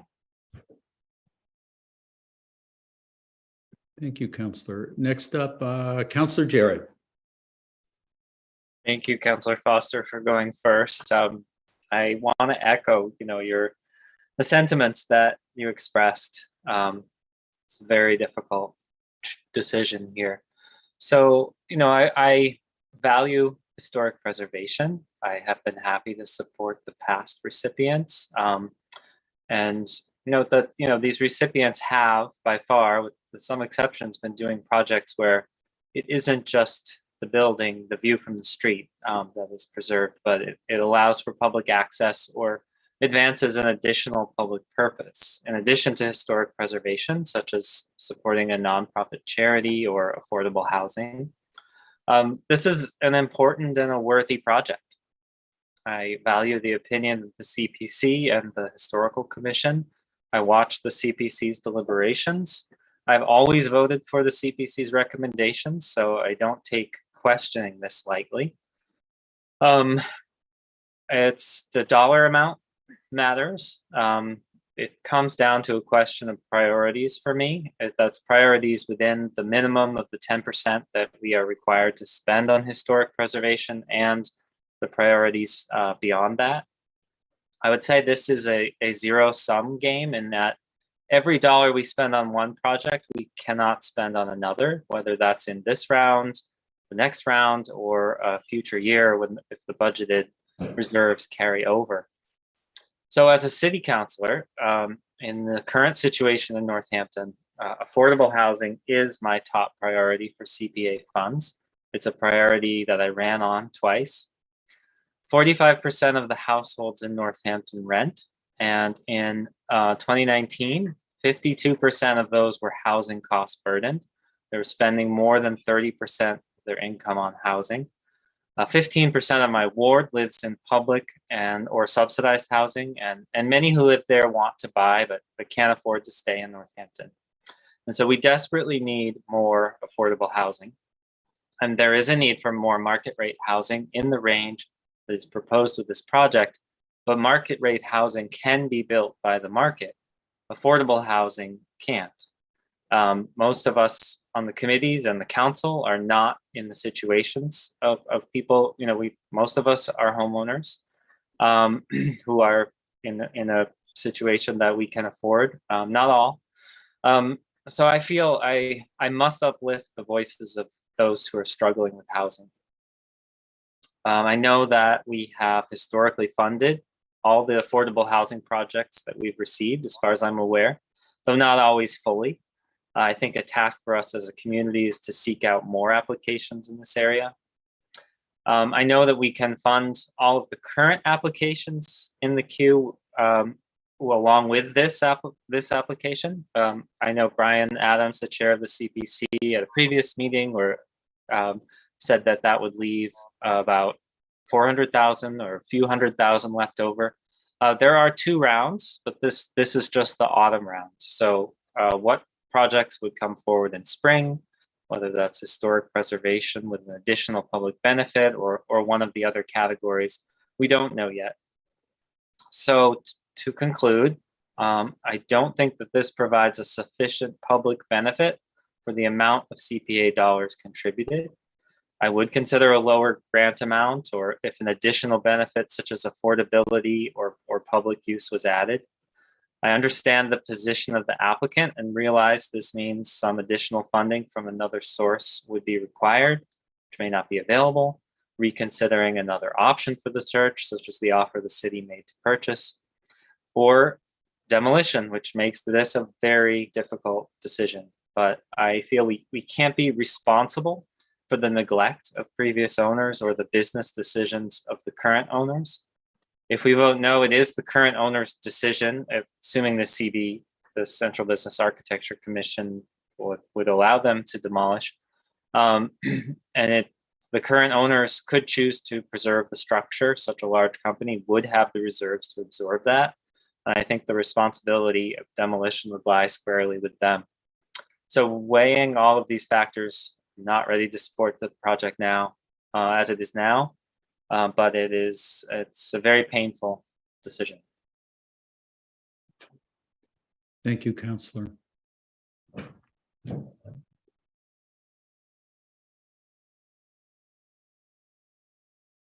Councilor Maori. Yes, I think I agree with that.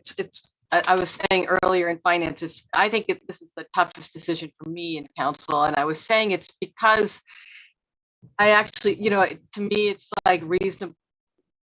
Both conclusions to me, whether to support it or not, seem reasonable. And I respect the opinions on both sides of that. I am very grateful to the dedicated group of residents who have been working tirelessly to save the church.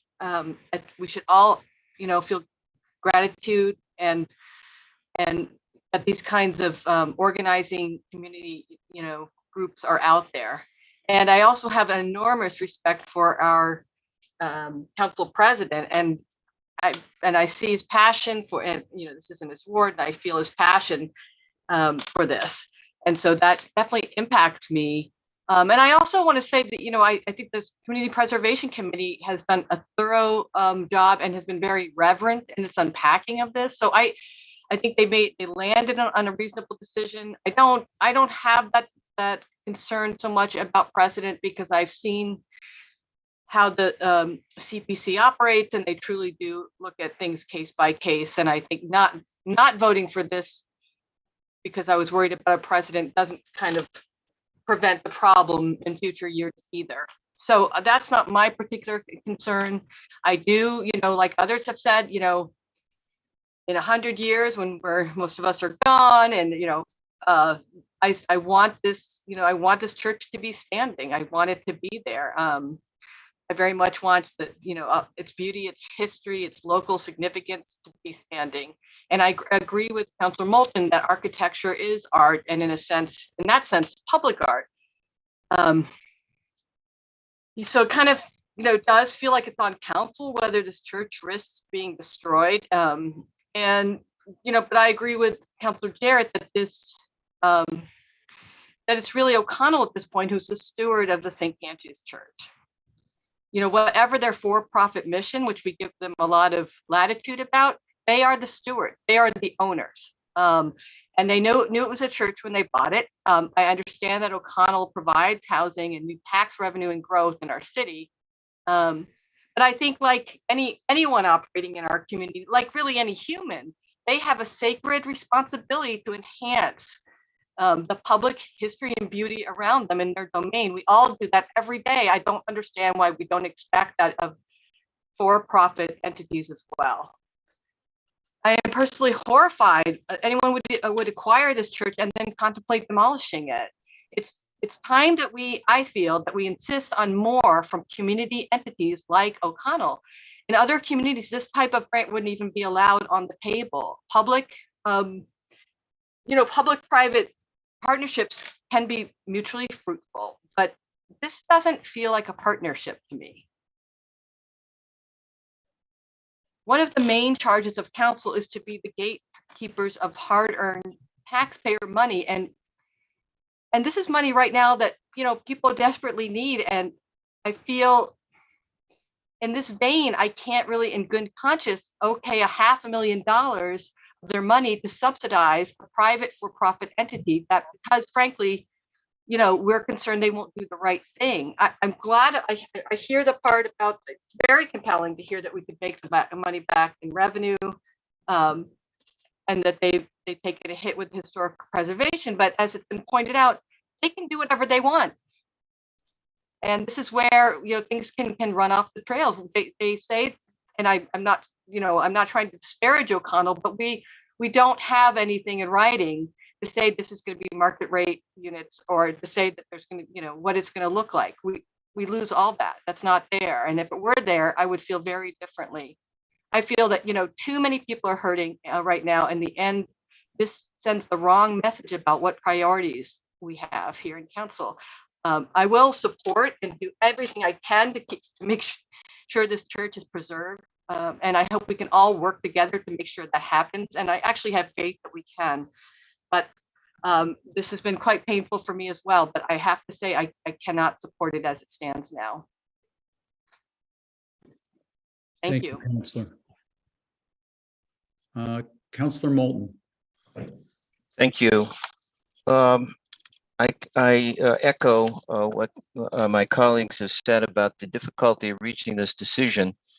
I've spent hours reading the correspondence, talking with people who I've known and whose opinions I've respected for a long time, who have offered opinions on the two different sides of this. For me, it comes down to what we have before us tonight, after almost or more than a year and a half of community discussion about this, is an opportunity for the council to preserve what I think we all agree is a structure that is historically, culturally, and architecturally significant to the Polish community in the city, as well as the city as a whole. I want to particularly address the question about the CPA money. The $335,737 would come from CPA funds only earmarked for historic preservation. I've looked at the other, there are 4 other historic preservation projects in the pipeline for the autumn round. One of them's on the agenda tonight, the small grant. I've looked at the other 3, and I think that the preservation of St. John Cantius compares favorably with the other historic preservation projects in the pipeline. So I don't have a question about that $335,000. I think what's difficult for me is the expenditure of the additional $164,000 that comes out of general CPA money. and competing particularly with affordable housing. And I agree with my colleagues that that's my top priority as well. But I will point out that we have already this year, we've approved $664,000 for the Valley CDC Prospect Place project on Bridge Road. That will produce 60 affordable apartments. And as was said earlier by Brian Adams, there are a total of 5 community housing projects for affordable housing in the autumn pipeline, totaling $415,000.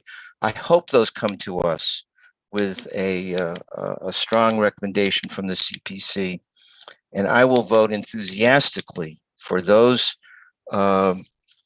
affordable housing projects. That will be over, if they do come to us, that will be a total of over $1 million this year, 2022, that the council has approved for affordable housing. Yes, I wish that the outcome was different with the O'Connell project at St. John Cantius. Like Councilor Foster, I wish the city's offer to buy it for a resilience hub had been accepted. I wish that O'Connell had seen a way to provide some affordable housing among the 10 units that they proposed for the church. And as others have said, that market rate housing is needed. I have to look to the recent Donahue Institute report from March that showed that housing at all income levels is needed in the region, including Northampton. But for me, it comes down to it's not the perfect solution. It's not a solution that I will vote for enthusiastically. It provides forever preservation restriction on the building, which is an important part of, it's a landmark in Northampton. It provides 10 additional rental units. That's better than what I see. What I can reasonably conclude is the alternative, which is a pile of rubble and luxury condos. That's why I will vote to support the CPA request for St. John Cantius. Thank you, Councilor.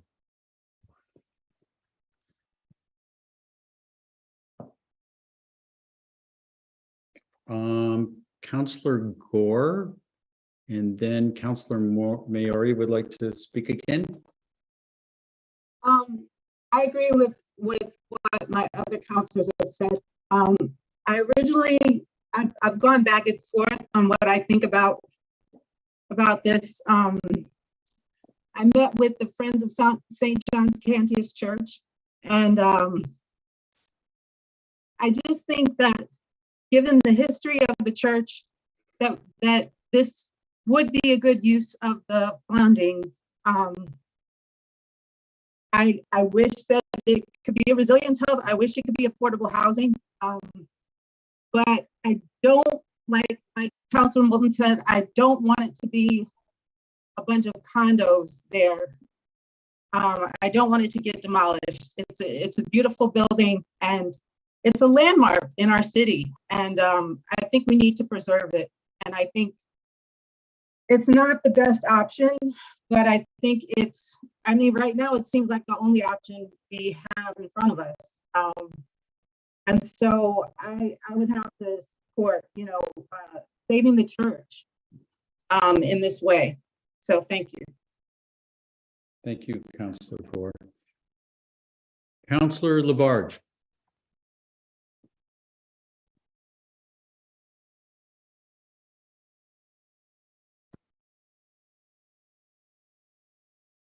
Councilor, I think you're muted still. I guess I did. Anyways, I said what I had to say in finance. I questioned Sarah LaValle on some of the concerns I had. I am not taking this very lightly at all. I am definitely into affordable housing. Definitely into affordable housing and always have been. In Ward 6, I welcome affordable housing, Habitat right down the line. The $500,000. And we're putting in, I think I had, and we were told 10 market rate apartments. You have to make good money to pay that type of rent, which is a good, probably 1,000, maybe 1,090 a month, 1,900 a month up there. It's a good location. They shouldn't have a problem renting it. It brings you right on to 91. That's fine. I just have a problem with coming in and asking for $500,000 for our taxpayers' money at a critical time. A critical time here for everywhere of affordability. And I was very glad to hear Councilor Nash talk in Finance Committee, how tirelessly everybody worked in Ward 3. Anonymous people coming in and donating money and hiring people that are extremely knowledgeable about the church in general. St. John's Canyon Church is absolutely beautiful. I've attended weddings in there, and even in the back, the building, a lot of benefits in that area. I have looked at the condos that they have built in back of that post office. I don't know how many times. Today I was down there for our business, family business, and picking up mail and so forth. And it's like, wait a minute. Here we have CPA money at $500,000. And we're being told that I feel like a hostage right now. That's the way I put it. And I've never felt this way with CPA money, because I've always have voted for everything through the CPA. And I said, oh my gosh, if they take down the church, which is a beautiful church, are we going to have, again, Holly Street loaded with high-end condos? It will happen. There's no question about it. And I think, as I said in finance, and I said it before, I've had people call me about the D transfer in Holyoke, where they made $3,454,000 selling condos over there. So I'm worried. I'm really worried about Ward 3. I'm worried about exclusive condos packed in to that area. And the historical preservation, I'm very happy about that. It was explained very, very thoroughly, which Councilor Nash did, and so didn't Sarah LaValle in finance. And that made me feel a little bit more comfortable about that. To be really honest with you, I'm having a problem with this. It's market price. It's not affordable as far as I'm concerned, and it's not. I hear market price, yes. You better be making some good money, because we have not heard about, is that going to include their electricity down the line or their heating? We don't hear any of this. So I need to protect Ward 3. I will support this $500,000. Believe me, I'm not taking this lightly, but I don't want to see exclusive condos being placed at that site. The way I see these condos now, I'm not happy about it, period. I'm not happy about what has been going on down on Holly Street. So I feel that I am voting in the right way when my heart is telling me, even though I'm upset about the $500,000, I'm upset also about the $3,454,000 that they've had made in the tax credits here. I mean, I have to agree. I mean, nobody has seen the books at all. So I am going to go ahead and support this. And I have no choice because I'm just so afraid that that church will be torn down and those luxury condos will be placed there. And that is the only reason why I am supporting this. And it's a bad time here now for people in our city, which Rachel Meor, our counselor from Ward 7, had stated.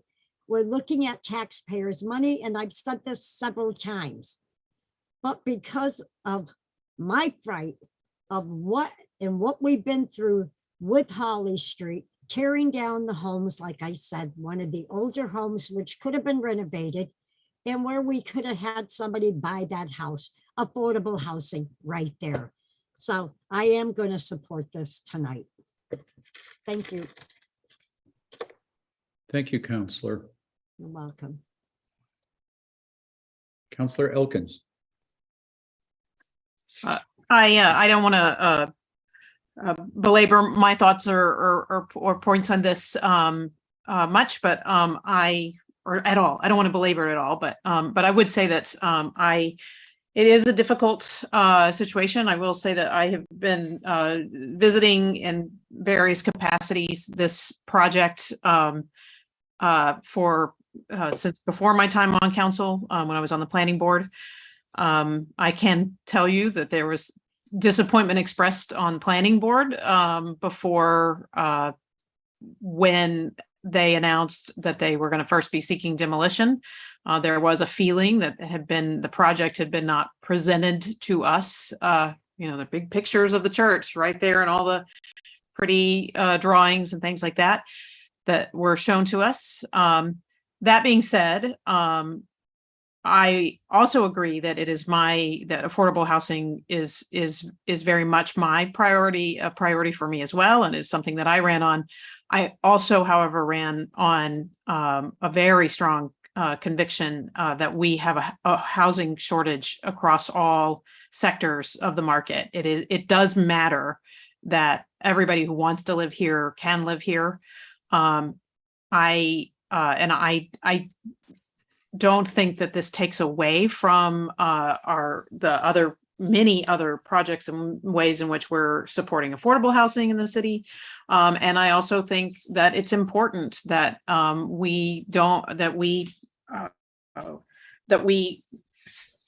think it's also important that we foster what we can in regards to market rate development. I think it's very important. I want to say also that many civic processes have gone into this, hours and hours and hours of due diligence by people working, city staff, in the city planning department, in the mayor's office, every single commission and board, and us as counselors who've touched it. I don't say that because I defer necessarily to everybody else's decisions and thoughts on it, who have voted to recommend this and sent this on to us in that regard. I do say that the systems of our government, of how we make the city run, and how much we depend on the time and effort and service, which is to answer some folks' questions from public comment, why I believe everybody here does it, is a true call to service. That I respect that process, and however, whether we agree at the end or don't, whether we agree or we don't agree at the end, or come to the same conclusion, I think this is how it's supposed to work. There's a group of people who wanted to see this church saved. There are a group of people who wanted, who have opposition. They've expressed their opinions about that, and we've heard them. We've done the work. We've done the various committees. So with all of that said, I only just say that as an ode to the process and to the work that has been done, and that I respect it very much. So with that said, I do support this. There's no doubt in my mind that this will end the church, and we don't have to feel good about that, or how we the position that we've been put in or whether or not we wish, but I just the dollars and cents calculation says to me that it'll be the end of the church. If we don't approve, I'd happily approve less too if they came back to us. I just don't have any confidence that that's going to happen. So that is all. Thank you, Counselor Elkins. Counselor Perry. Well, so if we're going to make it a whole roundtable here, I guess I should throw my 2 cents in. And my thoughts echo most of what my fellow counselors say. You know, I've deliberated a lot about this entire situation. I've read countless emails. I've talked to people on the phone. And the one thing that stood out to me is how this issue has touched and resonated across our city. And I know things seem very somber right now, but something that stood out to me from some of the comments was thinking about the future. And I know that it would be a shame to lose such a church for the future, to have, you know, I think of what my kids would see when they're walking down that Hawley Street, going to the Center of the Arts or something, and they see that church and they know that, you know, it was saved from destruction. And I also find it inspirational because not only has this been, for me, an example of how dedicated our city servants are, but also how dedicated our communities are to speaking out, to doing research, to really engaging. You know, this is a special city. And so, you know, while I can't say I wholeheartedly endorse this spending of money, I will say that I do endorse it because it is important for the future of Northampton.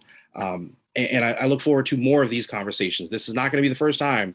There are other churches, there's other projects that are going to happen. And I thank everyone who has been involved in this, all the public, all of the you know, cities people who are here, and all the counselors for really taking the time and due diligence to think about it and really be concerned about what our constituents, what our neighbors, and what our friends, family, you know, will have to deal with this decision. So that being said, I do support this.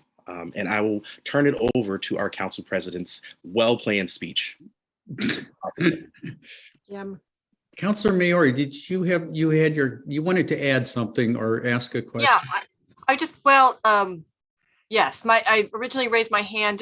I was hoping, President Nash, that at some point after your beautiful speech, that we explain about, this type of vote for an appropriation and the supermajority, just because I remember my first term on council, that was confusing how many folks needed to vote a certain way to pass financial appropriation. Fair enough. This is financial order, so it requires 6 votes. Yes. So, yes. And the only other process note I kind of had was, I would be interested, whatever happens tonight. I really have some very big questions about how we got here, and I'm not going to point fingers. I haven't done the work that that others have done, but I question these tenets that are put in front of the central business architect for when you committee for when you can demolish. I'm very concerned about how we got here, and I would welcome a process in which we could take this as a case study and try to see where can we intervene. I don't know what's in the purview of a municipality, and oftentimes there isn't, but I would welcome that process. Mm-hmm. That makes sense. Counselor Labarge. Yes, thank you, Councilor Nash. Just to end off, because I've been just to the point of my head ready to fly off of me with all the phone calls and emails and everything. But I want to thank definitely the CPA Commission and the Historical Commission and everybody, really everybody in Ward 3 who's worked very, very tirelessly of helping to save the church. And Deb Hansen, she was excellent to talk with. And I was glad that she talked in our finance committee tonight. So anyways, I want to thank the CPA Commission because they worked very tirelessly, and it was not easy for them to just go ahead and make a decision like we're struggling on it. And you've heard the reasons why I'm supporting it, because I'm afraid that they will tear it down and put high-end condos in there, and I don't want that. I think Holly Street has gone through enough already. So anyways, thank you, Councilor Nash, for letting me thank who I wanted to thank. You're welcome. Okay.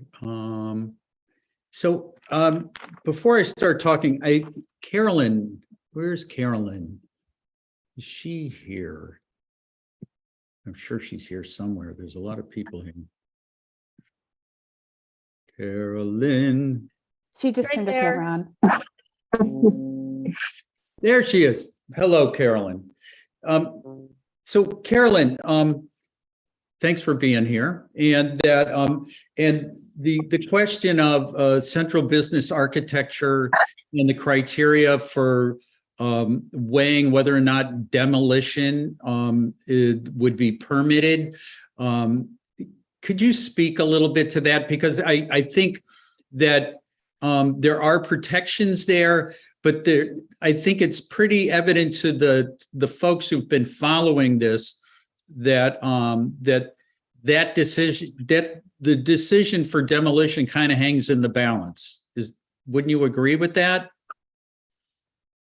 Yes, I think that's how we got here. Is there was an initial application to the Central Business Architecture Committee for demolishing the building, and under the rules, the Central Business Architecture Committee can approve demolition. There are 3 criteria that they need to review. So the applicant filed one early 2021. But did not provide enough information for the committee to find all the criteria had been met. And so basically said, if you come back with full criteria for us to evaluate, then we can do that. So they filed again. But yes, they're given the ability to approve demolition for the purposes of creating, encouraging, and making sure that a new building is put in its place to create vibrancy for downtown. So that's the process. And so, yes, they were in the process of that application, but asked for continuation, multiple continuations, actually going on a year now, so that they could reevaluate what it would take to save the building and what kind of support, other outside support they could put to help them save the building and reuse it and repurpose it. And my sense was, is that it's this close. And do you think, how would you can't predict, but does this, if we don't approve this tonight, how does that impact how CBAC will evaluate that permit should it be asked to be considered? Is that, or is that? I'm not going to speak for the committee because the committee would have to evaluate that, but this was sort of another mechanism for them to, if they show that there's not funding and that they don't have the financial capacity without that public support of funding, then that would be another facet to their application to show that this was not financially feasible to save the building. And so that would just be another factor in there that they would provide to the Central Business Architecture Committee for evaluation.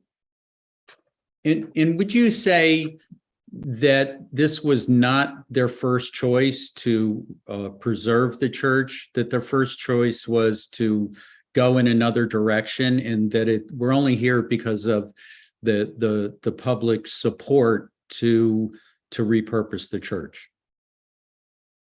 They presented to the Central Business Architecture Committee that they had intended to save the church, and they in fact had a couple of different scenarios that they had evaluated when they first purchased the church, and then COVID hit, and sort of those opportunities vanished because the market changed. And that also potentially affected their ability to get other funding, like tax credits that has come up in this conversation and many other conversations. Tax credit financing is a mechanism used of their public dollars specifically targeted for private sector investment and redevelopment. So that's already a program that is solely directed towards private investors, for-profit investors, but that's not an avenue for them on this project as a housing project because of the specific details about this building and the way they're reusing it. Thank you.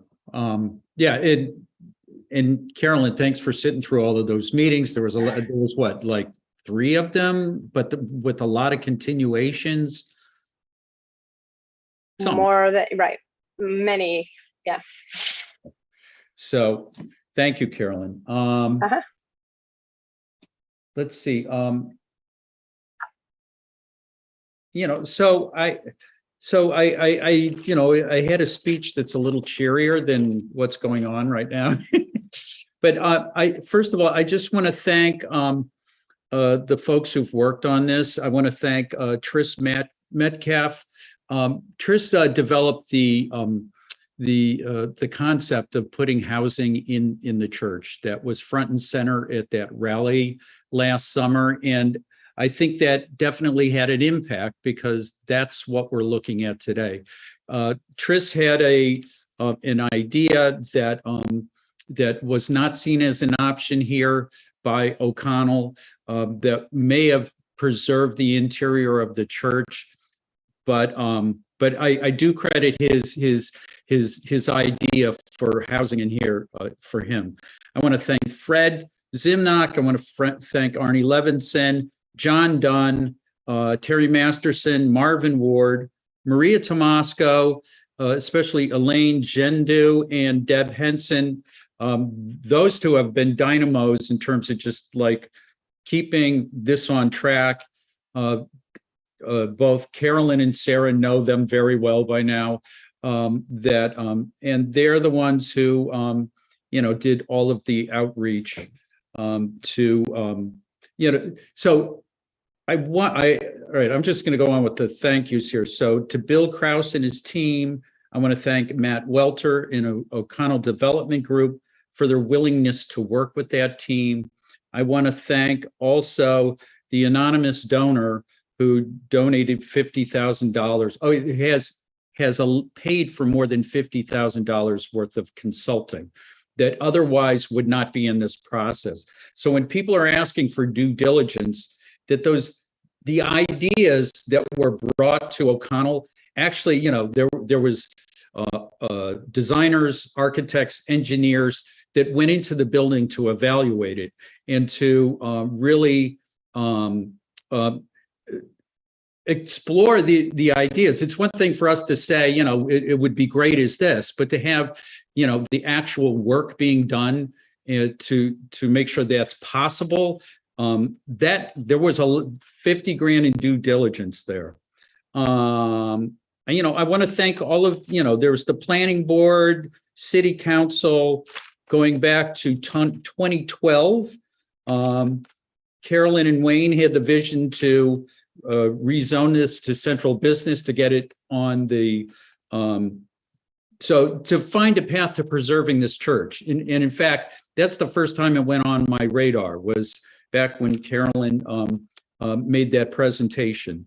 I want to thank the planning board for all their work. They actually saw a project go all the way through for repurposing for this to become a senior living community. Councilor Elkins might have been part of that, and it was an impressive project, and that would have preserved the church as a restaurant.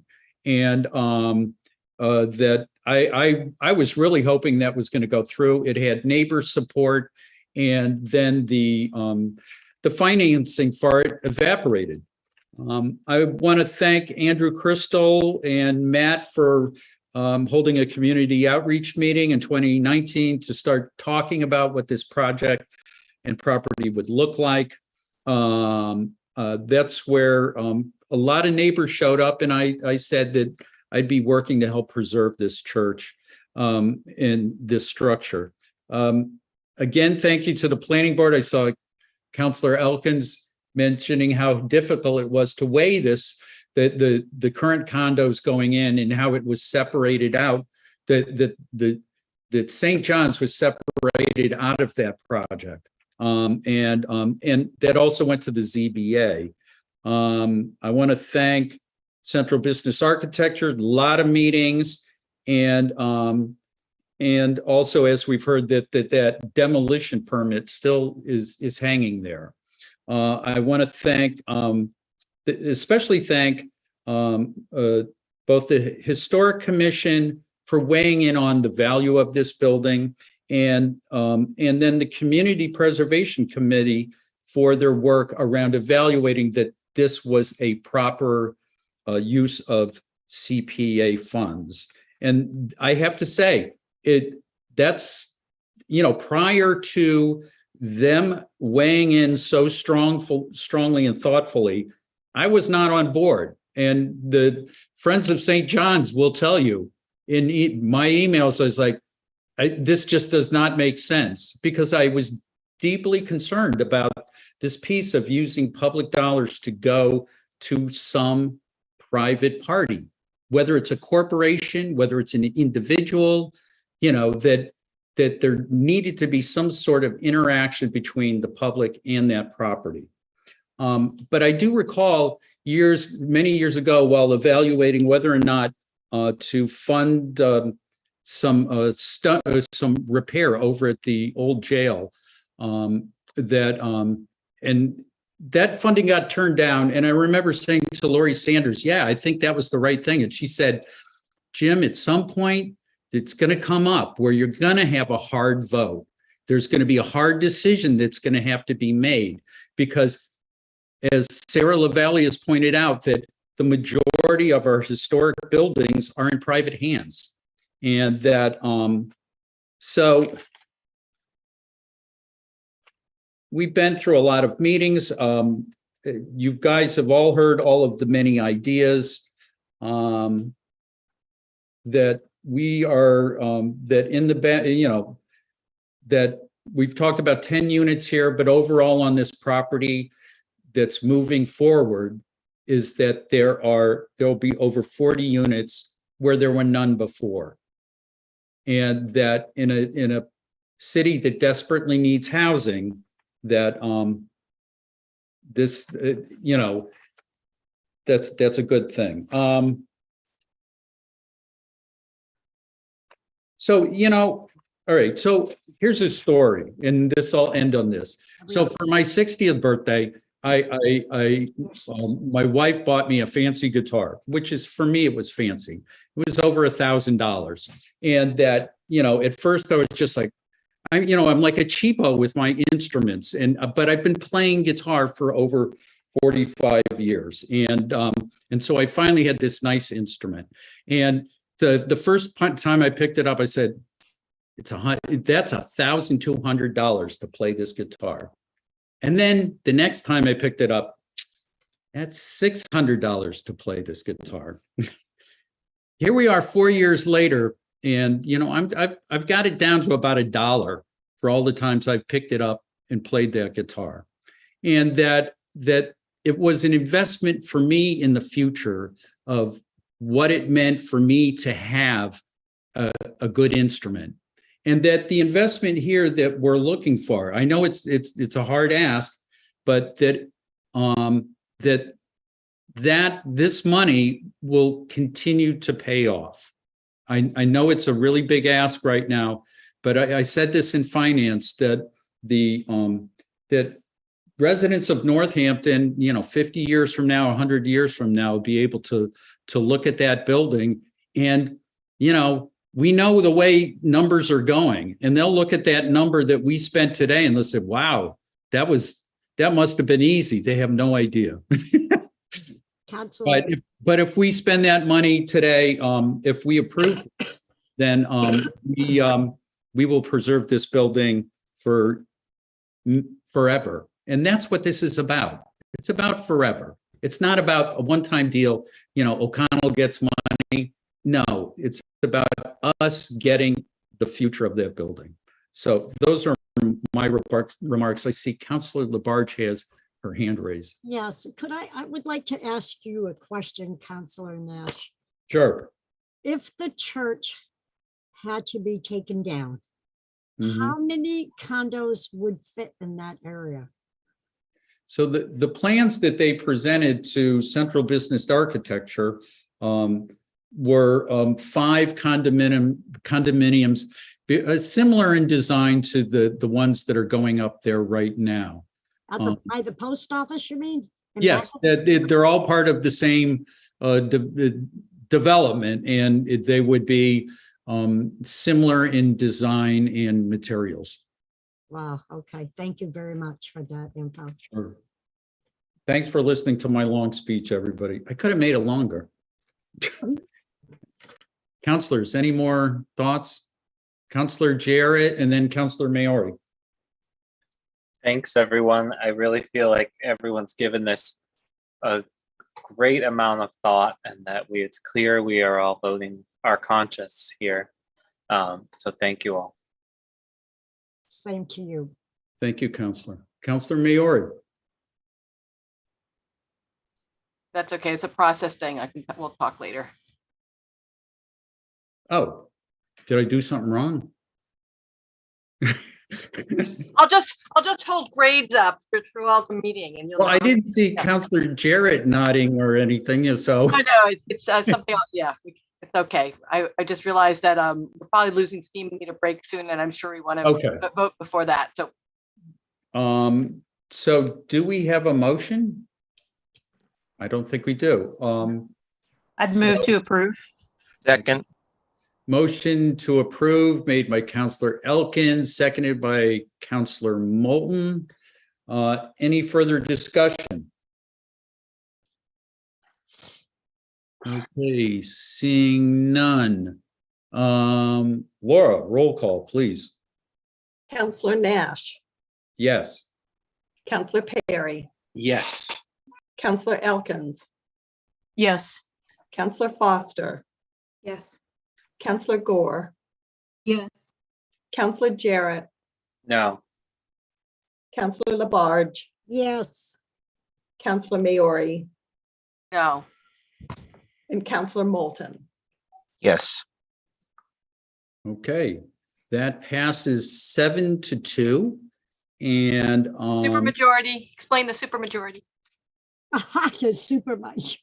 I thought you were going to explain to the council what. Well, he said that he Oh, already he did. did. I'm Yeah, sorry. he I missed did. it. yeah, it required 6 votes because it's a financial order. Thank you. I just wanted to take that learning moment. Okay. All right. There was a request for a break. Yes, Let's take a break until 9:35, and then we'll be taking up that zoning matter. Thanks, everybody. thank you.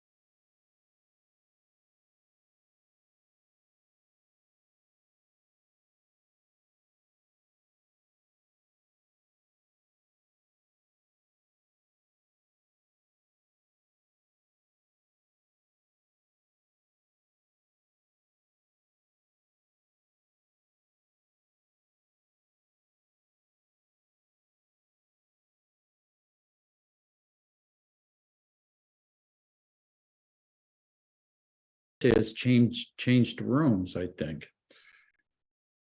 All right. Okay. All right.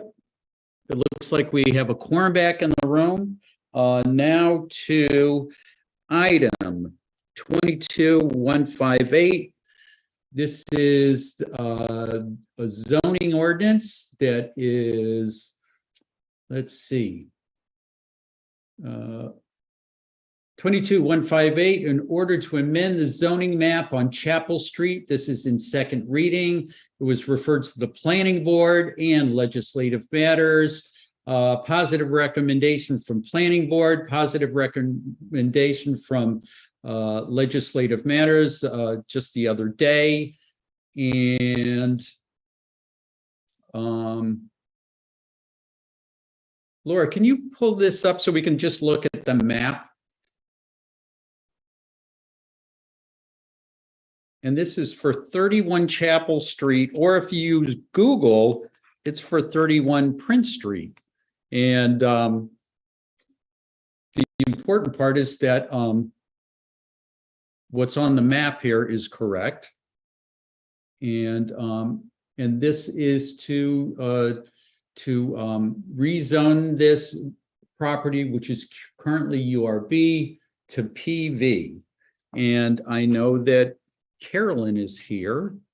And well, actually, you know, how about this? Counselors, do you feel ready? Carolyn is here for questions. And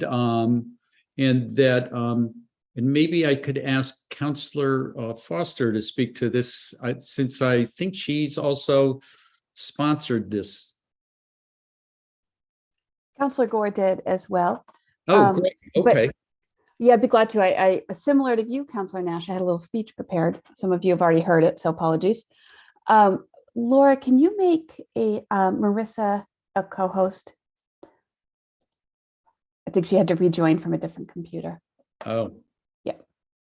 I thought she just was being really friendly. Lots of waving.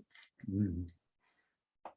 So I'd be glad to give just what would be helpful, a real quick overview, or yeah, what was the intention of this rezone? It's been, you know, it's been to planning board, it's been to legislative matters, both public hearings and right? Yeah, public hearings both. Yeah. So what it is the planned village zoning, which includes Village Hill, and then south of Village Hill to what used to be Colmorgan and is now L3. And then further down the neighborhood, Earl Street and the east side of Laurel Street, which if you look at that map, it's kind of that whole area, that zoning was for the redevelopment of the former state hospital.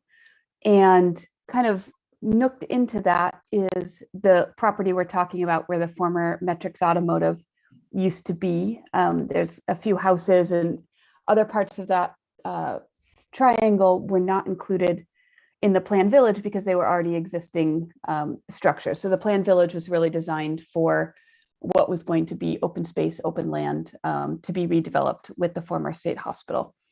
So where this property comes into play is that Metrics Automotive, which used to be there, and it was a beloved automotive shop, lots of people took their cars there, been operating for a long time, was a non-conforming use. That property is actually zoned for urban residential B, which matches much of Chapel Street, the west side of Laurel Street, Grove Street. And so Metrics was there, it was a non-conforming use. And the intention of rezoning that lot to planned village is to allow for more development opportunities. It's kind of a funky lot. If you look at the map, it's a triangle of land with giant curb cuts. It's completely asphalt and a garage. And to build there for something that conformed with urban residential B is nothing's impossible. Things can always happen, but it would be a very expensive proposition. It's a really challenging lot. And the idea of rezoning that lot to planned village is to allow for more opportunities with redevelopment there. So it doesn't match the sort of the rest of what's planned village zoning, which is land that was purely for the redevelopment of the state hospital. So it's a little bit of an outlier in that way. And actually, I have some more information that I had said at the Legislative Matters hearing the other night that I'll add to this here as well. And then Carolyn has been just incredibly helpful with answering questions. So I'm sure between Carolyn, Councilor Gore, and I, we can answer any questions if there are any. I did want to talk a little bit about the planned village zoning. I heard it characterized in public comment as a planned village equaling a treeless wasteland. And I want to be really careful because I'm the counselor that represents Village Hill as well. And another one of your colleagues lives in Village Hill. And I can tell you Village Hill is not a treeless wasteland. It's a lovely, walkable community. Nearly 50% of the housing at Village Hill is designated affordable housing. It's a, kind of a tremendous mixed income housing community. When it's walkable, when my boys were just learning how to bike, Village Hill is where I would take them to ride their bikes because these kind of wide open streets, not a lot of traffic, wide open sidewalks. So there's a lot going for it. And many of you know that I work, when I'm not a city councilor, I work with people who have disabilities and veterans. And several years ago, I was talking with a veteran who lives with disabilities, and he was telling me about the new apartment that he lives in. And I asked him where it was. And it happened to be 35 Village Hill Road, which is new affordable housing from the community builders. And the first thing he wanted to tell me was about the beautiful view out his window and how lovely it was there. And it really is. There's, there are a lot of new trees that are still growing. Many older trees were preserved, but it's a livable, walkable, lovely neighborhood that I represent. So I just wanted to make sure I clarified that. And this zoning change, Carolyn worked with me, quite a bit, and Councilor Gore over the last few months to bring this out. So she first met with Councilor Gore and I back in June to discuss this zoning change. We held, the three of us held a neighborhood meeting that included residents of Village Hill, as well as residents of the neighborhood south, which includes the Chapel, Earl, Lowell, Laurel, Grove, and Rust Ave neighborhood. Carolyn's answered many phone calls, been a lot of real confusion and misinformation about what the zoning change may mean. And so last week, Director Mish and I held another meeting for residents of the neighborhood south of Village Hill to help address some of those concerns. As I mentioned before, this property is a little bit of an outlier. It doesn't quite fit the reasons, the original reasons for planned village zoning, and yet it makes sense on this specific property. And when we heard in planning public comment, some confusion because the planning board, just looking at the map, you look at the map on the ordinance, you see that triangle of land, and to them for, sort of map making sense, it made sense to consider zoning that whole triangle of land for planned village zoning. But the lot we're talking about is unique and different from that whole triangle. It's a lot without another use, but also in that triangle is a small church, a single family house, and a 4-unit apartment building that we're not talking about, and that already have uses and that don't necessarily need a zoning change. What did I say? Oh, look at that. I'm already at the end of what I wanted to say. I skipped over my bullet points. So I am one of the co-sponsors of the order to consider this zoning change. And, just to be sure my comments are properly represented, I support the change for 31 Chapel, Prince Street, for that area. I don't see a reason or support a larger zoning change for that whole triangle of land. Thank you, Councilor Nash. I'm done. Thank you.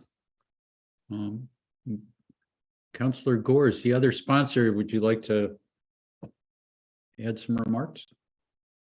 Council Foster, most of what I thought. I mean, I live up here in Village Hill. I think it'll add some uniformity to the zoning to have that be PV zoning over there across the street. Yeah, I just agree with what Councilor Foster said. Thank you. Councilor Labarge. Yes, this is for Councilor Karen Foster. I have a question. The yellow house that's next to it, is that going also? There's metrics, and then to the west of it is a small single family house and then another single family house. And neither of those single family houses are included in this requested change. Okay, because it looked like there was tractors in back of it today and so forth like that. Director Mish may have more information than I do, but I believe it's been needing work, but that's not included in this. Oh, okay. It must be going up for sale because it looks like it's empty. It has been purchased, and actually that's the thing I forgot to say before. It was really important to me to consider this change as for the neighborhood and on its own, and not for any benefit of a specific developer. And I believe that this change meets that, but it has been purchased and the sale went through a few weeks ago. Okay, thank you. Okay. So we've had an introduction.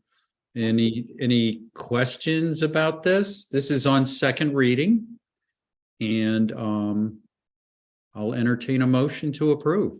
Move to approve. Okay, motion made by Councilor Labarge, Second. seconded by Councilor Gore. Okay. Any further discussion? Councilor Jarrett. Yeah, I just wanted to note that we talked a lot in legislative matters about how right now, because of the pre-existing non-conforming use, the owners could go to the Zoning Board of Appeals to try to do a different non-conforming use. And the change to PV zoning adds in design guidelines. And that the planning board will have a high degree of ability to guide this development, much more than the usual site plan review. So I think that this puts the development of this lot in a better position for everyone, as opposed to the current situation. Thank you, Councilor. Yeah, I want to echo what Councilor Jarrett has said, that, yeah, the design guidelines at Village Hill are actually pretty significant, and that I think that in many ways they're a model for what we could do elsewhere in the city. I also want to say that the setback here changes, because when you build up to under the current zoning, the setback would require, much less of the lot could actually be built on. And with the PV zoning, you can build structures more up to the street and actually better use the lot. Setbacks are fine if you have a rectangular lot and you're set back from a street, but when you have a narrow lot, those setbacks make it so you can just use a little sliver to actually construct a structure. So anyway, yeah, and also I want to reiterate what Councilor Foster said about, because there was concern about where else is this going, and that Councilor Foster said that for her, that this is as far as PV is going to go for and she doesn't see a reason for it to go further. And I concur with that, but I also appreciate her making that clear to her constituents that she will continue to have that opinion about, where the zoning will go here. So, okay. Any other thoughts? All right. Hearing noted, more discussion. Laura, roll call, please. Counselor Perry, Yes. Counselor Elkins, Yes. Counselor Foster, Yes. Counselor Gore, Yes. Counselor Jarrett, Yes. Counselor Labarge, Yes.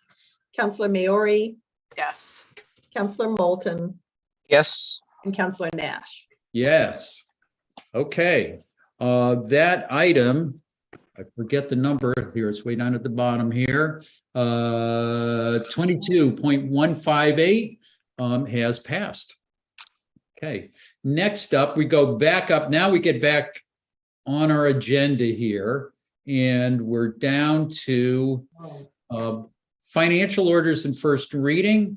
And I want to thank the mayor and the finance director for hanging out for this long.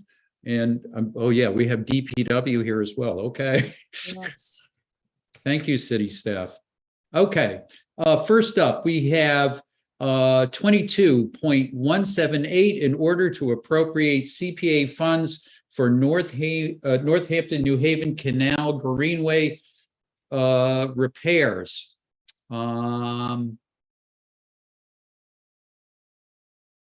Sarah, I believe she's here to speak to this. Sarah LaValle. I am sorry, I was just having a snack. You gotta share, come on.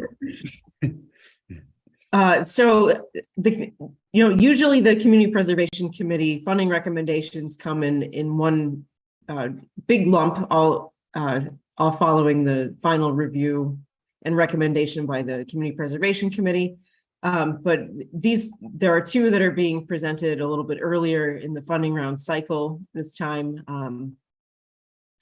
totaling $123,000. The next one was submitted as part of the small grants review process, and this one was submitted as a time-sensitive project for which funding is essential right now. So that the CPC has it, in addition to their two regular funding rounds, has an expedited review process. And this allows for applications for work that require fast track funding due to time constraints, such as a deadline for matching or leveraging funds in a grant opportunity. And this recommendation is one of those. The Canal Greenway Retaining Wall project has already received a state Mass Trails grant award, and allocation of CPA funds will allow a contract to be signed to ensure that this necessary work will be able to be completed in time to utilize these state funds. So I don't know how familiar all of you are with the Greenway just south of downtown. So as it passes behind Forbes, if you look to your right, there's a retaining wall that's been crumbling for a number of years. It's been progressively getting worse. It definitely will need to be addressed in the very near future. We've happily been able to secure a Mass Trails grant to allow that work to take place. Construction costs are ballooning, and this work needs to be able to be completed by the end of June 2023. So the Community Preservation Committee agreed that this is something that it made sense to bring to City Council separately to allow a contract to be signed and the work to begin. Okay. Counselors, any questions? And this is a financial order in first reading. Yes. I'd like to make a motion to move this to the consent agenda. Second.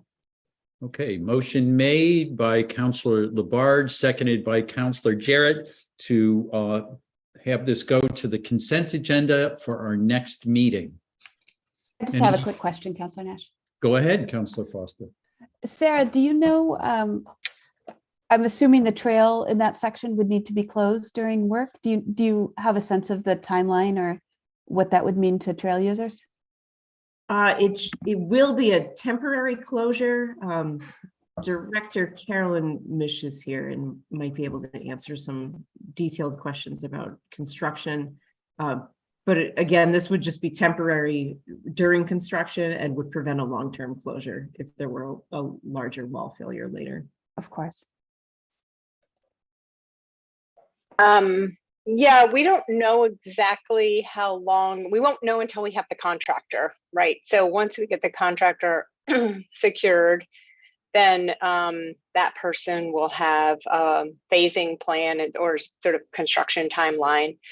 And at that point, we would definitely actually seek out assistance from you all for sure to notify your constituents of when we anticipate that trail closure to happen.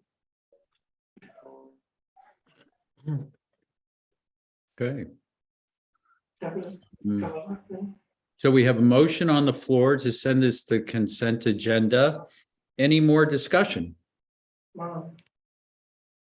Hearing none.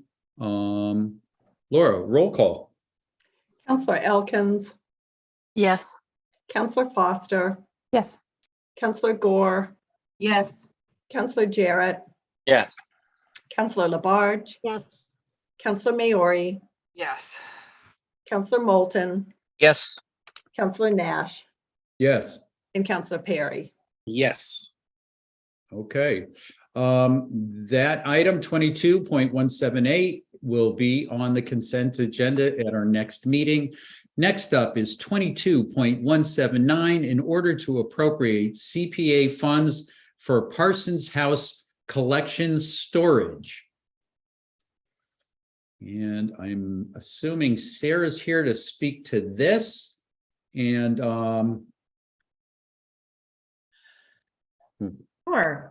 So over the past few years, Historic Northampton has come to the Community Preservation Committee several times for these small grant applications for appropriate collection storage. You know, Historic Northampton has an extraordinary collections that's available to residents and even those beyond the city who are interested in doing research and seeing things in their collection and all that it leads to. The story about Northampton's history, but to date, it's kind of been a hodgepodge stored wherever they can, and they've been trying to professionalize that and make sure that everything is stored properly in containers and areas that will make sure that they're preserved going forward and won't harm the collection. So this is I think the sixth in an application series to allow them to do that.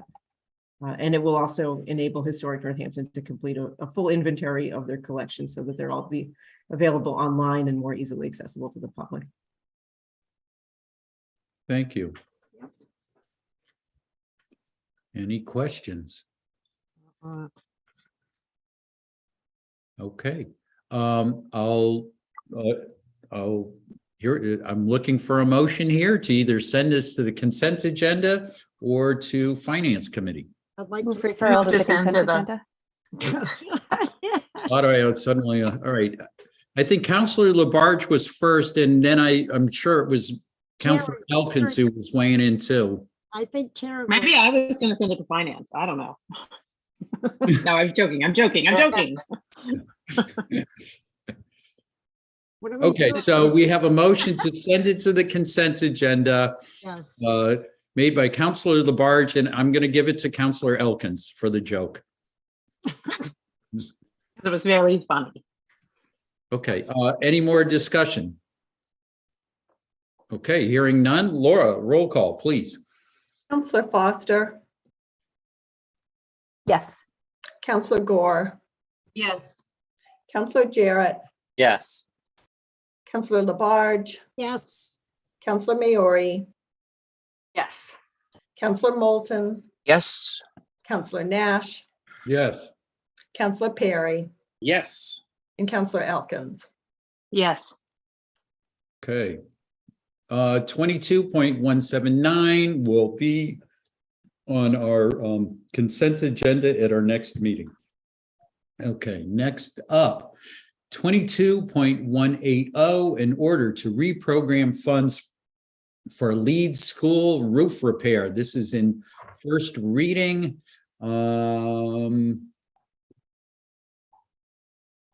Pretty straightforward. $424,240 from the Leeds School chimney repair account to be reprogrammed for the purpose of repairing Leeds School roof.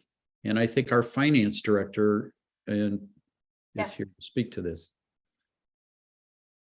Good evening, everyone. Yes, a leak in the Leeds roof was identified, and school maintenance supervisor Tony Kuzners is asking for the $4,240 from the Leeds chimney repair account. That account has $18,000 in it, and the reason for that is because the chimney was actually replaced. If you remember back in 2015 and 2017, when we had an MSBA loan, we replaced 85% of the Leeds school roof, and the chimney was done at that time. So this money has been sitting there. So he's asking for the reprogramming of the $4,240 to fix the portion of the roof that was not repaired when we had the MSBA loan. Huh. Thank you. Counselors, any questions?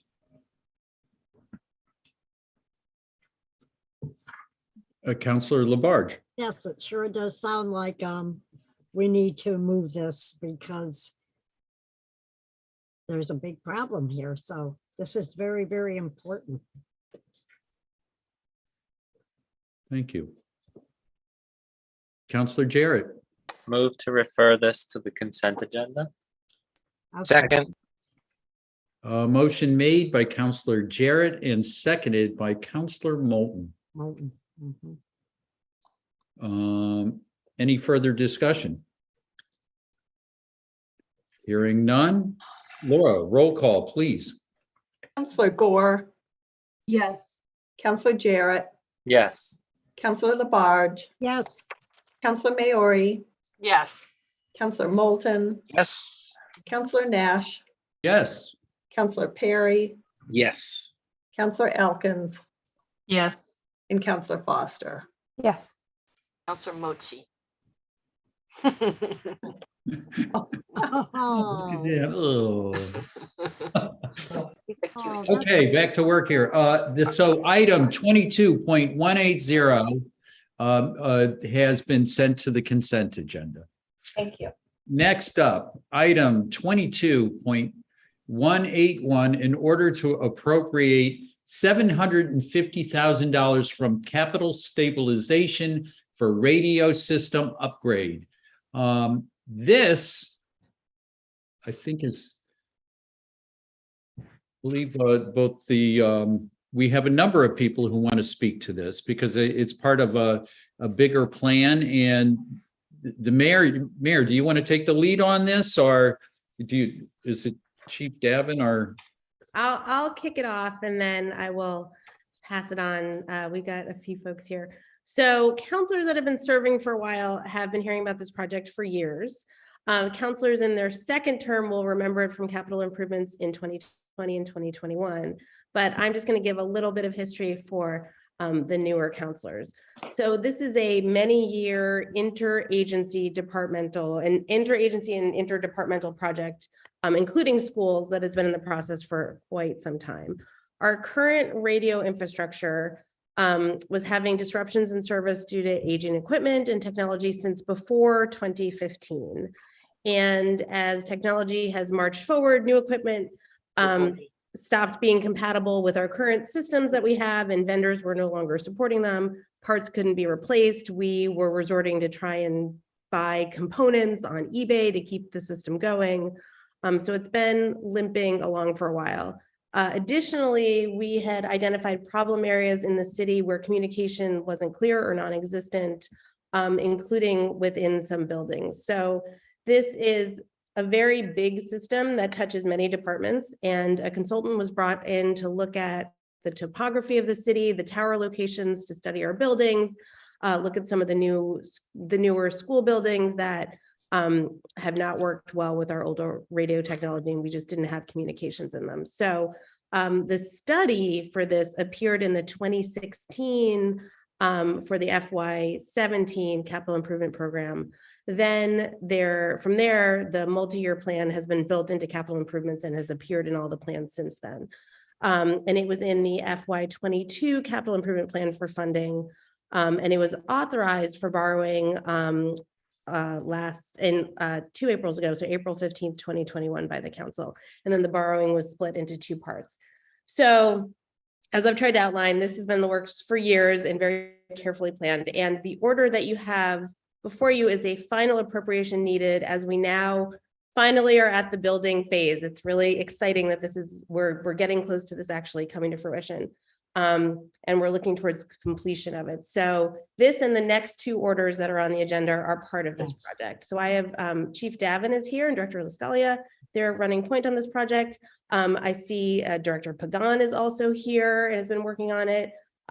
Many departments have been working on this, but I will send this to Chief Davin and Director LaScalia in a second to answer any questions and maybe sort of give you a sense of the scope of it. I think I can maybe speak for us all and say that we're really looking forward to flipping the switch on this new system and getting it into operation.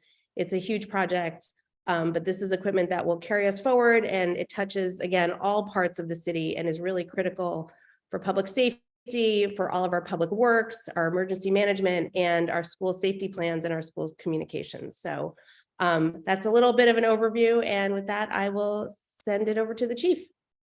Great. Thank you, Mayor. Good evening, councilors. Thank you for allowing us to speak tonight. Yeah, so the mayor did a great job of explaining kind of the overview of our system. So our current radio system predates me. So, I've been here for 25 years now. And as the mayor said, we've kind of been piecemealing this thing for the last few years, adding antennas, adding different pieces of equipment to try to get past some of these problems we're having with coverage areas in the city. In some of our buildings, we have some of our radio equipment is on top of Cooley Dickinson Hospital, which we know is a private entity, which, I'm sure it's safe up there, but again, it's not an ideal location for our equipment. We've got different equipment on different parts of city buildings to try to piecemeal this thing together. So this really is a big project. And as the mayor said, public safety, public works, IT, our schools, everybody that uses a radio in the city is involved in this project. And our new radio system is going to give us the ability to reach those areas of the city that we can't speak to our folks. And we do have a really big problem inside of buildings. So when we have police officers and firefighters going into certain buildings, and the majority, every one of our schools is added to that list. Once our folks go into those school buildings, we lose complete contact with them by radio. So it's a huge safety concern, for myself, for Chief Casper. A couple of years ago, we actually lost contact with a plow driver during a winter storm. So, this project is near and dear to us. We really want to get this finished up, and this new radio system is going to be fantastic, and we will hopefully alleviate all of our concerns, and this new radio system will be here long after I'm gone. So I can answer any questions about the radio system itself, or I can pass it over to Donna and she can speak to the financial aspect of it.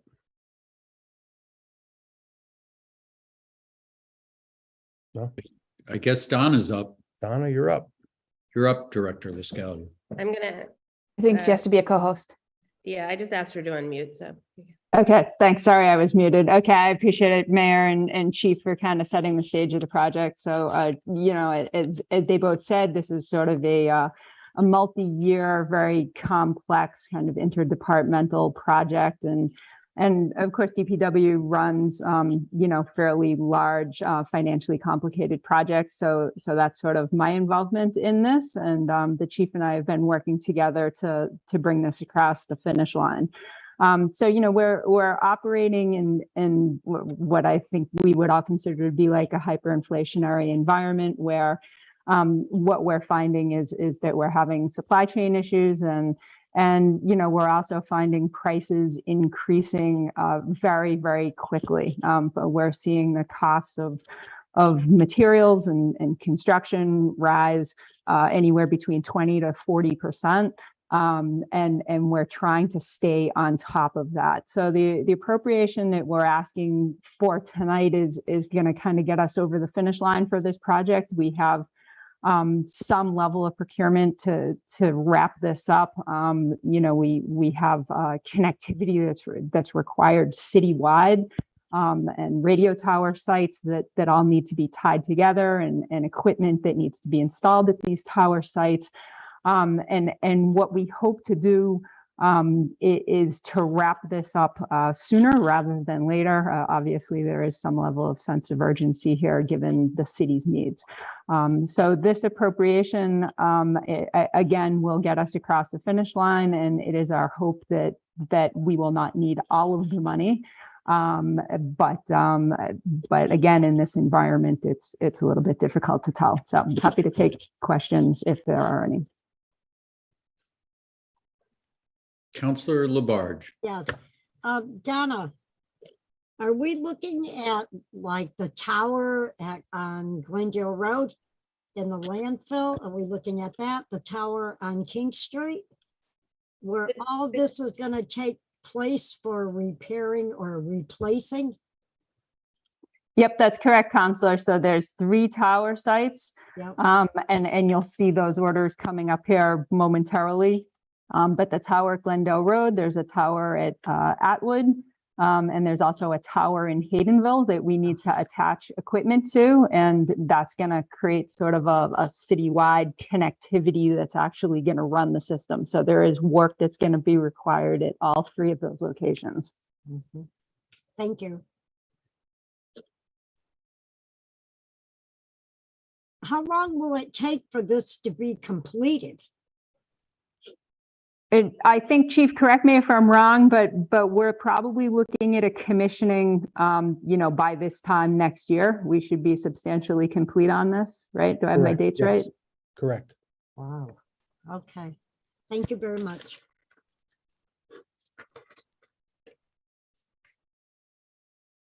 Councillors? Councillor Jarrett. Just want to really appreciate the capital plan, and that we get that each year and we get to go through it and approve it. And we get to learn about these long-term projects, so that when something like this comes before us, we feel like, okay, we know what these projects are. We know, and I feel good about approving them. Mm-hmm. Great, thank you, Counselor. It was actually, I went back through all of them to sort of find the first mention of it in the capital improvement plan. And it was interesting to go back through the past. Now it's, 6 or 7 years and find where we first started talking about it, and then seeing this project sort of build from asking for a study and then, to then building the components of it.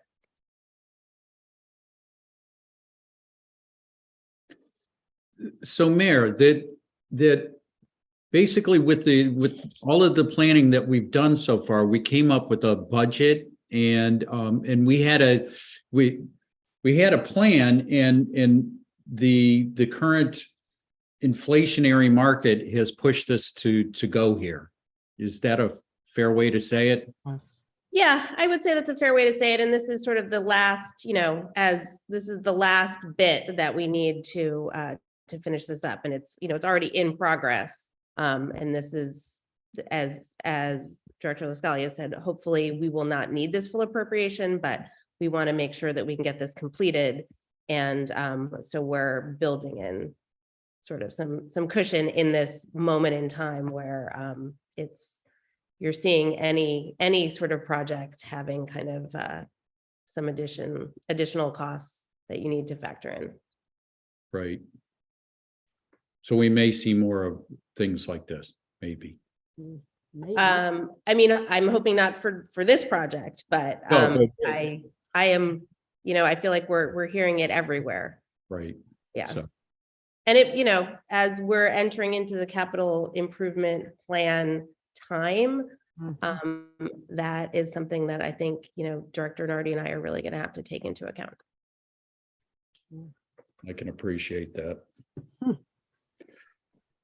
Director LaScalia, did you have were you going to say something? Oh, yeah. She still can't unmute.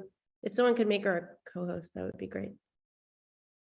Sorry, thank you. I was just going to say, well, this is a multi-year effort. There are typically escalated costs associated with projects that run over multiple years. So as this has been running over multiple years, you know, typically when I do capital planning for the DPW, I run like a 3 or 5% escalator. But as I mentioned, we're seeing anything between 20 and 40% right now. So that's why we're here with this amount of money. It's just not something that could have been anticipated when we were planning for this those years ago when we were running at 3 to 5%.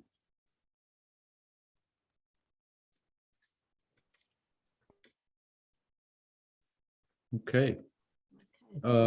This is a financial order. And I will entertain a motion to either put it on the consent agenda or to send it to finance. I would like to make a motion to place it on the consent agenda. Second? Okay.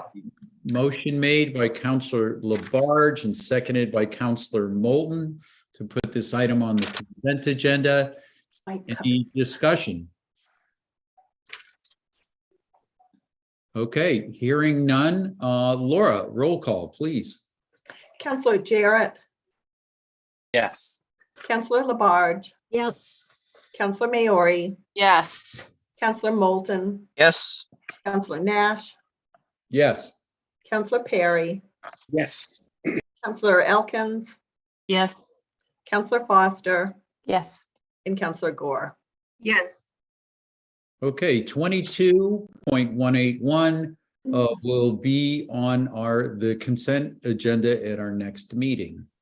Next up is 22.182, in order to reprogram funds for JFK radio antenna replacement. This is also a financial order in first reading, and I think we already know it is related to the discussion we just had.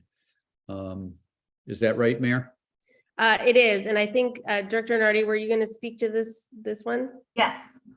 So the antenna on the JFK school roof is having issues. It is causing interference with dispatch and the 911 radio channel.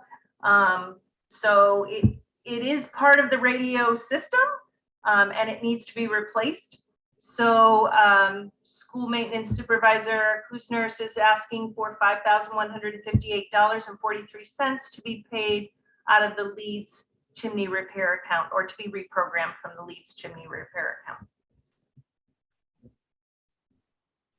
Okay. Any questions, counselors?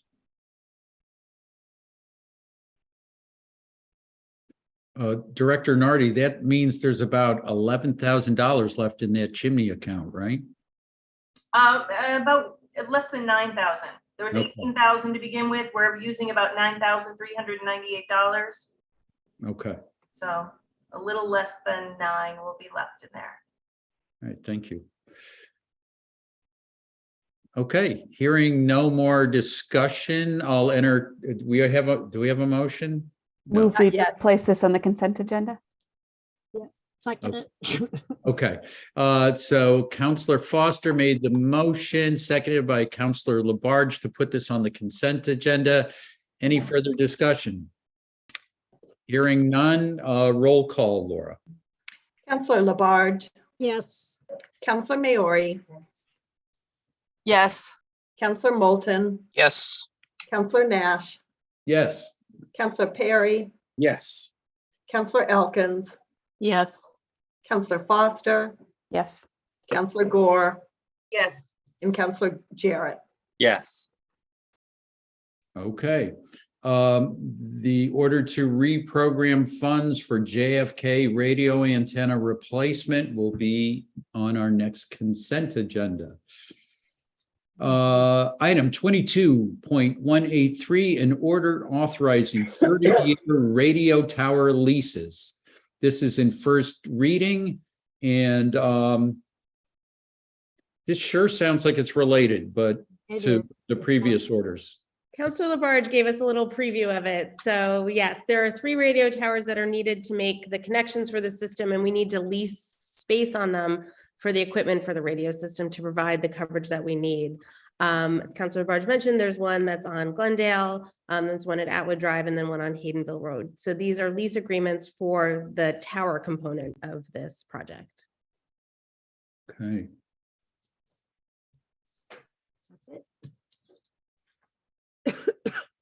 All right, any questions, counselors? Counselor Foster. Not to make it too complicated, but I'm sure you did, and I'm curious about if you had considered city-owned sites that wouldn't have to be leased, and kind of how you arrived at those spots. Sure. And I don't mean to make it like No, crazy that's okay. complicated, but Who's best to speak to that one? Chief or Director Scalia or Antonio? Yeah, I can jump in. So there was a comprehensive radio study that was completed that identified the locations that would best serve having coverage throughout the city. And Chief, if you can maybe just explain the challenges that we have with coverage for my water treatment plant personnel, kind of in the Leeds section of the city, as you sort of head towards the plant. That would be helpful. But these locations were identified as those areas providing the best coverage. But I'll let the chief talk to that a little bit. Sure. So that's exactly correct, Anna. So that study identified, the different, one of the biggest problem spots really is Leeds.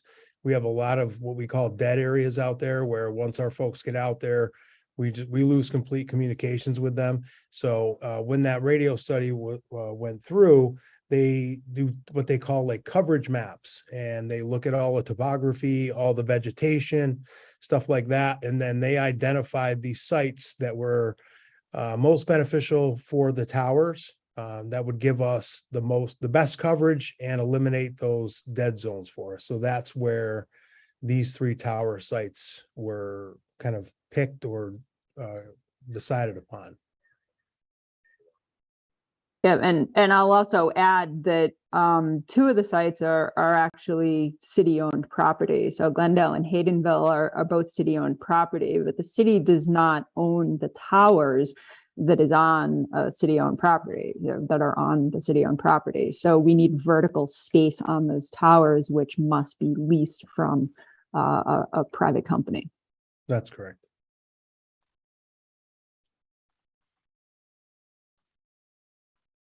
Okay, we did not get to a motion yet. I'd like to refer this to the consent agenda. Second. Okay, motion made by Councilor Labarge, seconded by Councilor Perry to put this on the consent agenda at our next meeting. Any discussion on that motion? Hearing none. Laura, roll call, please. Councilor Maori, Yes. Councilor Moulton, Yes. Councilor Nash, Yes. Councilor Perry, Yes. Councilor Elkins, Yes. Councilor Foster, yes. Councilor Gore, Yes. Councilor Jarrett, Yes. and Councilor Labarge. Yes. Okay, 22.183, an order authorizing 30-year radio leases will appear on our next consent agenda. Next up, item 22.184, in order to reprogram funds for AOM fire suppression systems. This is in first reading. And Mayor, who would you like to speak to this? Director Nardi. Okay. Hi. Yes, so actually, Councilor Nash, you asked about this, and this is one of those orders that you were saying, maybe we'll see more orders that need a little extra funding. Right. And this is one of them. Director McCarthy has written to us and said that he has $150,000 in an account for the Academy Fire Suppression System. And of that amount, $16,000 is going to be used for the engineer and architect, leaving about $134,000 for the construction hard costs. He's been advised that that he needs additional funding to have this project move forward. Because of this year's inflation, supply chain issues, and the existing labor shortage, he anticipates that the shortage will be about $75,000. So he is asking that we reprogram the $75,000 from the senior center window repair account for the Academy of Music Fire Suppression System, so that project can move forward and not have an impact on their programming. And then he plans to resubmit the senior center window repair project again in the SIP for FY 2024.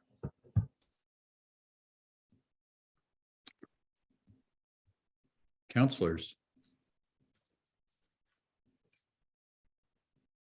Hearing no questions, I'll entertain a motion.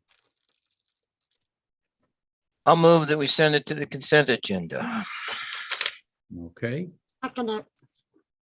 Okay, motion made by Counselor Moulton, seconded by Counselor Labarge to place this item on the consent agenda. Any discussion? Hearing none. Laura, roll call, please. Counselor Moulton, Yes. Counselor Nash, Yes. Counselor Perry, Yes. Counselor Elkins, Yes. Counselor Foster, Yes. Counselor Gore, Yes. Counselor Jarrett, Yes. Counselor Labarge, Yes. and Counselor Maori. Yes. Okay, that item 22, 1.184 that'll be on the consent agenda. All right, next up, item 22.185, in order to reprogram funds for Leeds School Playground. And I'm thinking Director Nardi's going to speak to this. Yes. Okay. So the funding for the Leeds School playground fence, the front playground was fenced in. That project was done, but due to the timing of when the funding for SIP came out and when it needed to be done, school maintenance supervisor Kuzner used his budget last year to do that. So this $25,000 is sitting in this account.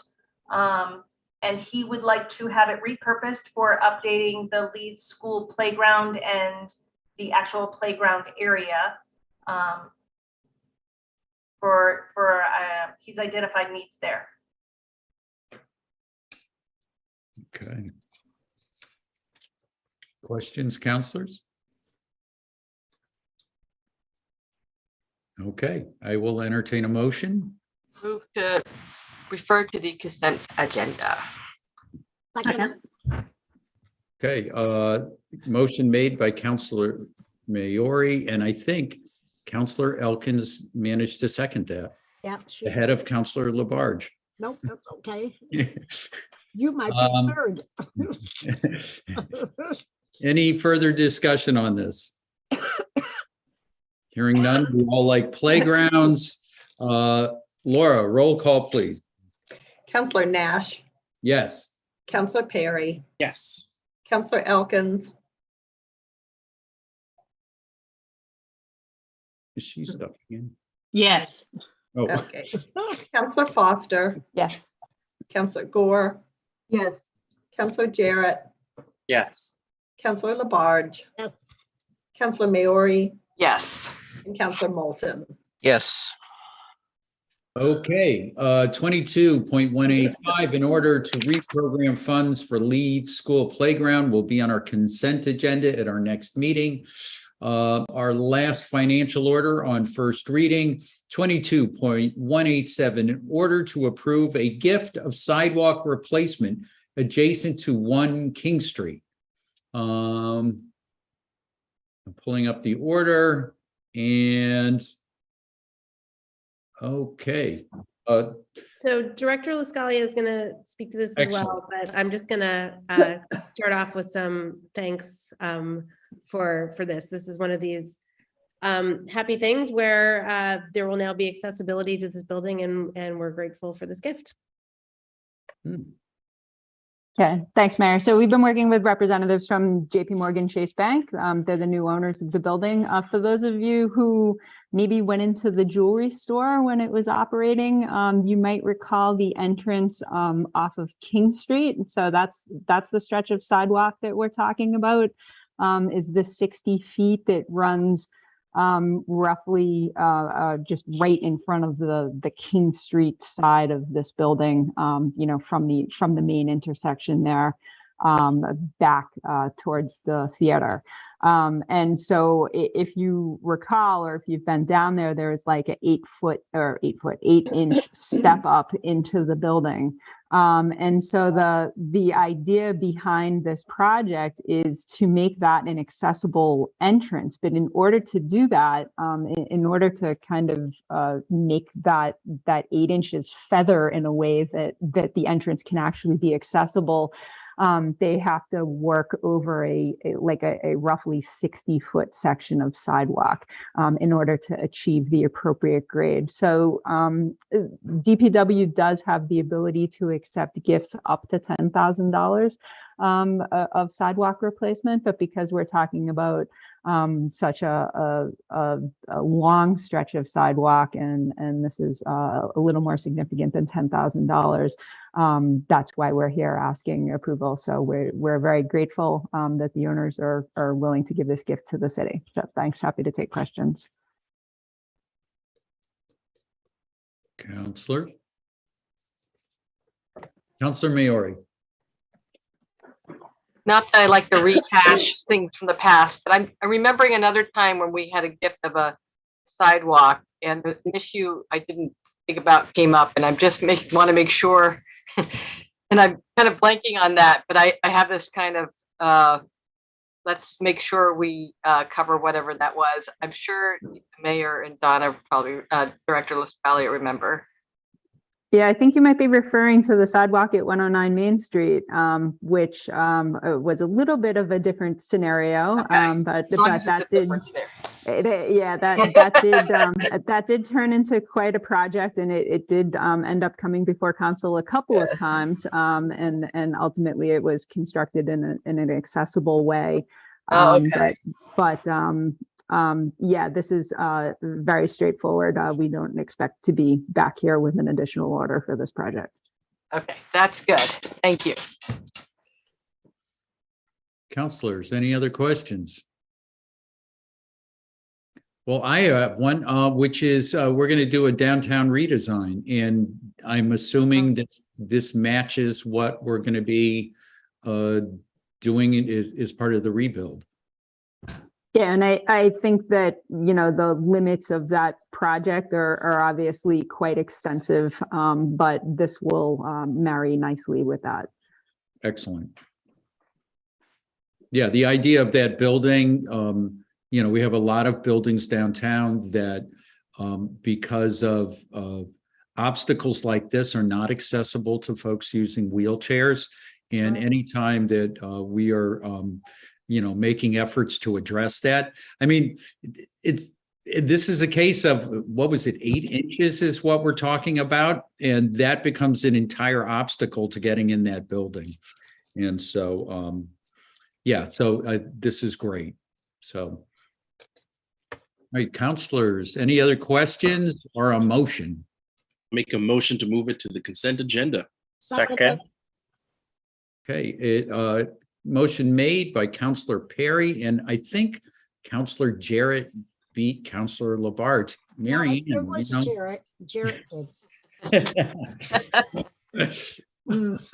Right. So, okay. Motion on the floor to send this to the consent agenda. Any discussion on the motion? Hearing none. Laura, roll call, please. Counselor Perry, Yes. Counselor Elkins, Yes.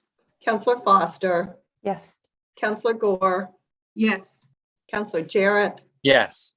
Counselor Labarge, Yes. Counselor Maori, Yes. Counselor Moulton, Yes. and Counselor Nash. Yes. Okay, this is where we get that point where all of that earlier work starts to pay dividends, so we get to skip some things. Okay, now we're up to orders. We have 22.173, an order for special legislation relative to fossil fuel-free new Right. construction in city of Northampton. This is in second reading. This was introduced and discussed on September 15th. And I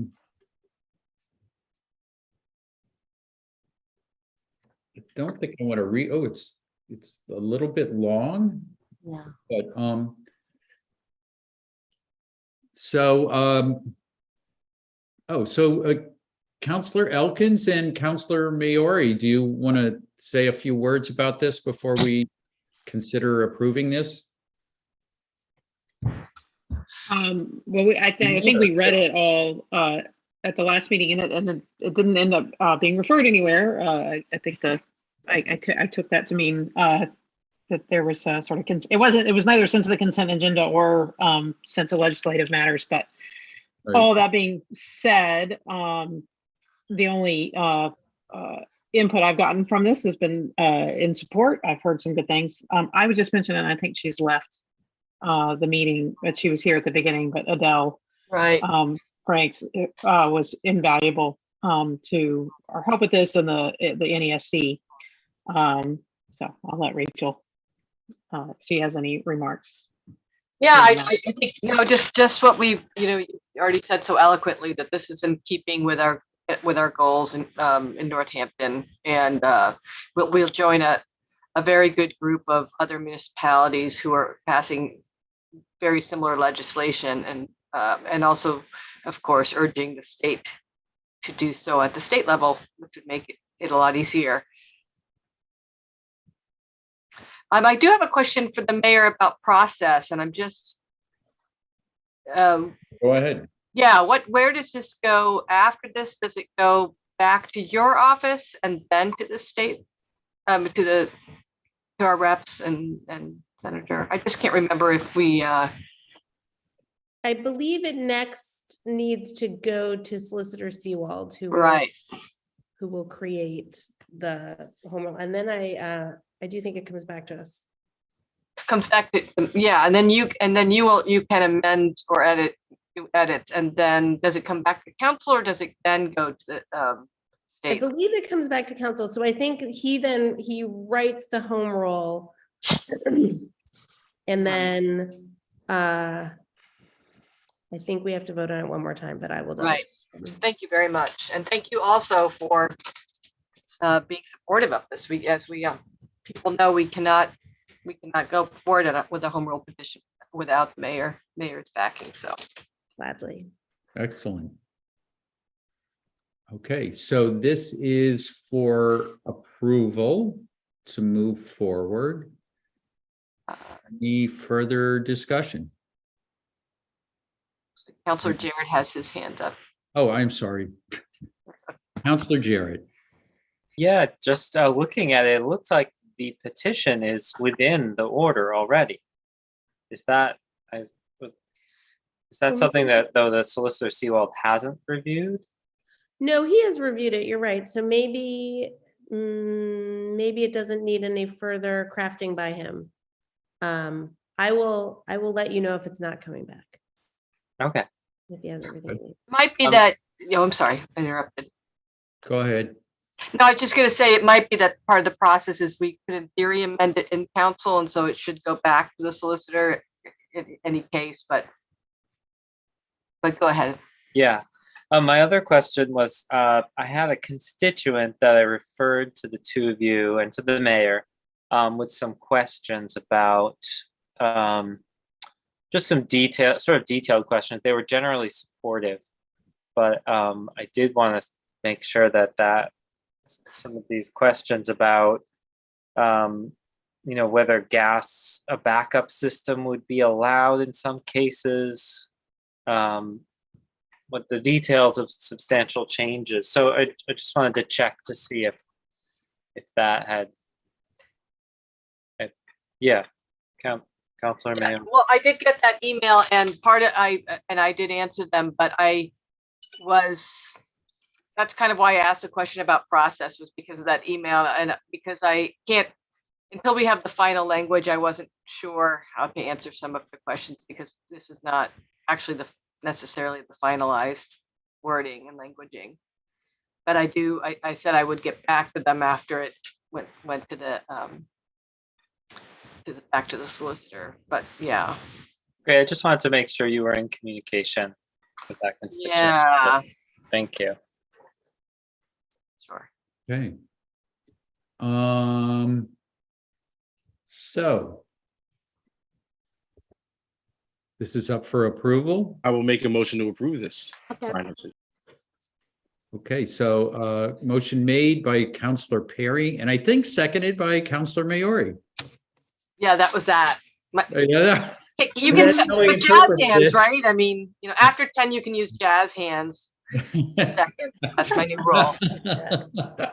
Oh, you gotta have a blowhorn. Right? Okay, any more discussion? Hearing none. Laura, roll call, please. Counselor Elkins, Yes.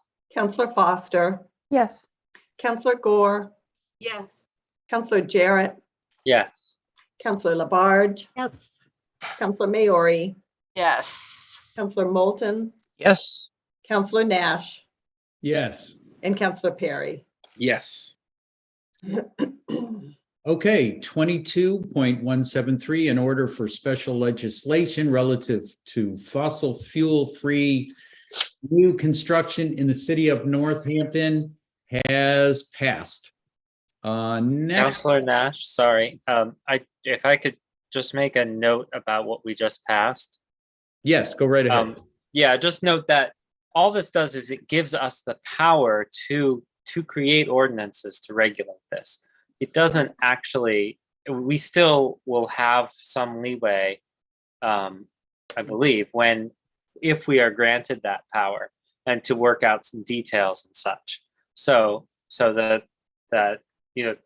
everything, this isn't complete in terms of, once we're granted this power, it won't immediately take effect. We'll then have to craft these ordinances. That's my understanding. Thank you for clarifying that. It's saying that we're still cooking the cake. Well, and if the legislature will let us. Right. We would like to put it in the oven. We're going to stretch this metaphor beyond all recognition. People are getting tired and hungry. Okay. What are people doing? Well, I'm using jazz hands, so I don't think that's good, but we don't have that much more to go, do we? Not really. I could hang in there.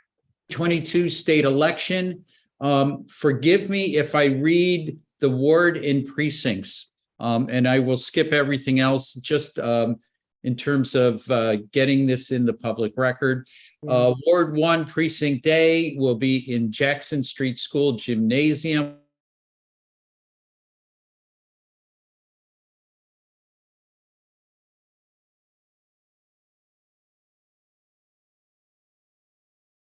What's going on?